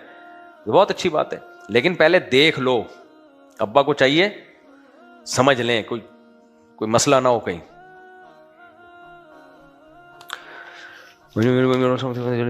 चश्मा है मेरे पास भी, जल्दी से बस ये 2 सवाल खत्म करके। चश्मा ही नहीं है, इतना छोटा छोटा लिखा हुआ है। क्या सूरह यासीन को पढ़ने का खास तरीका मुबीन तक कहीं साबित है? नहीं, साबित नहीं है। जो कहते हैं ना पहले मुबीन तक पढ़ा जाए फिर दोबारा शुरू से अगले मुबीन तक, ये कहीं साबित नहीं है। क्या अच्छी दाढ़ी लाने की नीयत से दाढ़ी कटाना गुनाह है? जायज़ नहीं है दाढ़ी कटाना। और डॉक्टरों की रिपोर्ट आपके सामने पेश कर रहा हूँ, جو یہ کہتے ہیں نا کہ بلیڈ چلانے سے بال گھنے نکلتے ہیں یا داڑھی شیو کرنے سے، یہ ایسا ہی ہے، اس کے حقیقت سے کوئی تعلق نہیں ہے. ہوتا یہ ہے کہ جب آپ ٹرینڈ کرا لیتے ہیں، بلیڈ چلا لیتے ہیں تو اکٹھے نکلتے ہیں، تو اس سے آپ کو ایسا لگتا ہے کہ مضبوط ہیں. میں نے اس پہ بہت ڈاکٹروں سے معلومات لی ہیں جو بالوں کے اسپیشلسٹ ہیں، وہ کہتے ہیں اس کا کوئی اس سے تعلق نہیں ہے. اگر آپ بالوں پہ بلیڈ نہ بھی چلاؤ ایک جیسی مضبوطی ہوگی. سمجھتے ہو کہ نہیں سمجھتے؟ لوگ کہتے ہیں ٹرینڈ کراؤ 3-4 دفعہ بال مضبوط آئیں گے. وہ مضبوط نہیں آ رہے ہوتے، چونکہ ایک ساتھ نکل رہے ہوتے ہیں، تو اس سے ایسا لگتا ہے کہ گویا مضبوط ہیں یہ، تو اس کے حقیقت سے کوئی تعلق نہیں ہے. ڈاکٹر یہ کہتے ہیں، میں نہیں کہہ رہا بھائی، میری فیلڈ نہیں ہے، لیکن اتنے سارے ڈاکٹر کہہ رہے ہیں، جتنے بھی میں نے کلپ دیکھے ہیں، تو کوئی ریسرچ ہوگی اس پہ، ہوائی بات نہیں کر رہے ہوں گے. وہ کچھ چیزیں دیکھنے میں لگتی ہیں. تو جو کہتے ہیں نا شیو کرنے سے داڑھی گھنی آتی ہے، مضبوط گھنی تو آ سکتی ہے، مضبوط نہیں آتی. گھنی اس سینس میں کہ سارے بال ایک ساتھ نکلتے ہیں، تو لیکن کوئی مضبوطی یا زیادہ بال نکل آئے ایسا کچھ بھی نہیں ہوتا. ویسے بھی جائز نہیں ہے داڑھی کاٹنا، تو بس جائز نہیں کا مطلب جائز نہیں ہے. ہمارے والد صاحب میں پہلے نوکری کرتے تھے، وہ ختم ہو گئی کرونا کے بعد. جب نوکری چھوٹی تو اس کے بعد لوگوں سے قرضے لے کر چھوٹے چھوٹے کاروبار کیے، لیکن مسلسل کاروبار ناکامی کا شکار ہونے کے ساتھ لوگوں نے قرضے بڑھ گئے. جب ہم والد صاحب کو منع کرتے ہیں قرضے مت لیں تو ہماری نہیں مانتے، مگر جھگڑے ہم بیٹے کیا کریں؟ جب قرض دار مسلسل بڑھنے والد صاحب ان کو یہ کہہ کے ٹال دیتے ہیں ہم آپ کا قرضہ دے دیں گے، اور دیتے ہیں. بس آپ نے والد صاحب کو سمجھا لیا، آپ کا فرض ادا ہو گیا. البتہ شریعت میں حکم یہ ہے کہ والد صاحب اگر قرضے میں جکڑ کے اللہ نہ کرے دنیا سے چلے گئے تو شرعاً وہ قرضے چکانا آپ کے ذمے نہیں ہے، ان کے وراثت کے مال میں سے قرضہ ادا کیا جائے گا. سمجھ رہے ہو؟ شرعی مسئلہ یہ ہے کہ قرضہ جو ادا کیا جاتا ہے تو جس کا مال ہوگا اس کے مال میں سے قرضہ ادا کیا جائے گا. یعنی والد صاحب جب وراثت جو چھوڑ کے جائیں گے تو اس وراثت میں سے سب سے پہلے والد صاحب کے قرضے مائنس کیے جائیں گے. پھر بھی اگر قرضے بچ گئے تو پھر اولاد پر لازم نہیں ہے کہ وہ اپنی جیب سے والد کے قرضے ادا کرے. سمجھ میں آ رہی ہے بات؟ کیونکہ بعض دفعہ ابا یہ سوچ کے قرضے لے رہے ہوتے ہیں کوئی بات نہیں میں مر بھی گیا تو یہ بلی کس پہ آ جائے گی؟ میرے بچوں پہ آ جائے گی. نہیں، بچوں پہ بلی نہیں آتی شریعت میں. آپ پر اپنے مال میں سے قرضہ ادا کیا جائے گا. جو مال ختم تو وہ قرضہ پھر آپ کے سر پہ رہ جائے گا، جو قیامت کے دن اللہ تعالیٰ آپ سے دلوائیں گے نیکیوں کی شکل میں.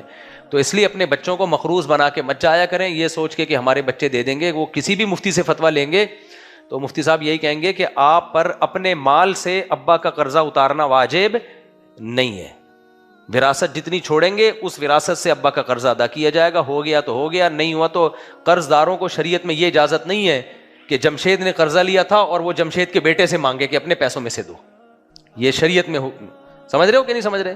اس لیے ابا کو چاہیے کہ اتنا قرضہ لیں کہ جتنی وراثت ہے ان کے پاس، اس سے زیادہ قرضے لیں گے تو شریعت آپ کے اولادوں کو نہیں کہے گی کہ آپ کی طرف سے قرضہ ادا کرے. اور قرضوں میں ڈوب کے مرنا کتنا بڑا گناہ ہے. ہمارے نبی صلی اللہ علیہ وسلم جنازہ نہیں پڑھاتے تھے جس پہ قرضہ ہوتا، 1 روپیہ بھی قرضہ ہوتا تھا.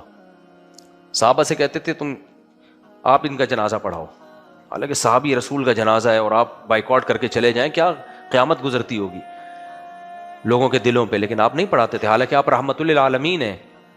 تو جب کوئی ذمہ داری لیتا تھا کہ ان کا قرضہ میں ادا کروں گا پھر آپ جنازہ پڑھاتے، ورنہ نہیں پڑھاتے آپ جنازہ.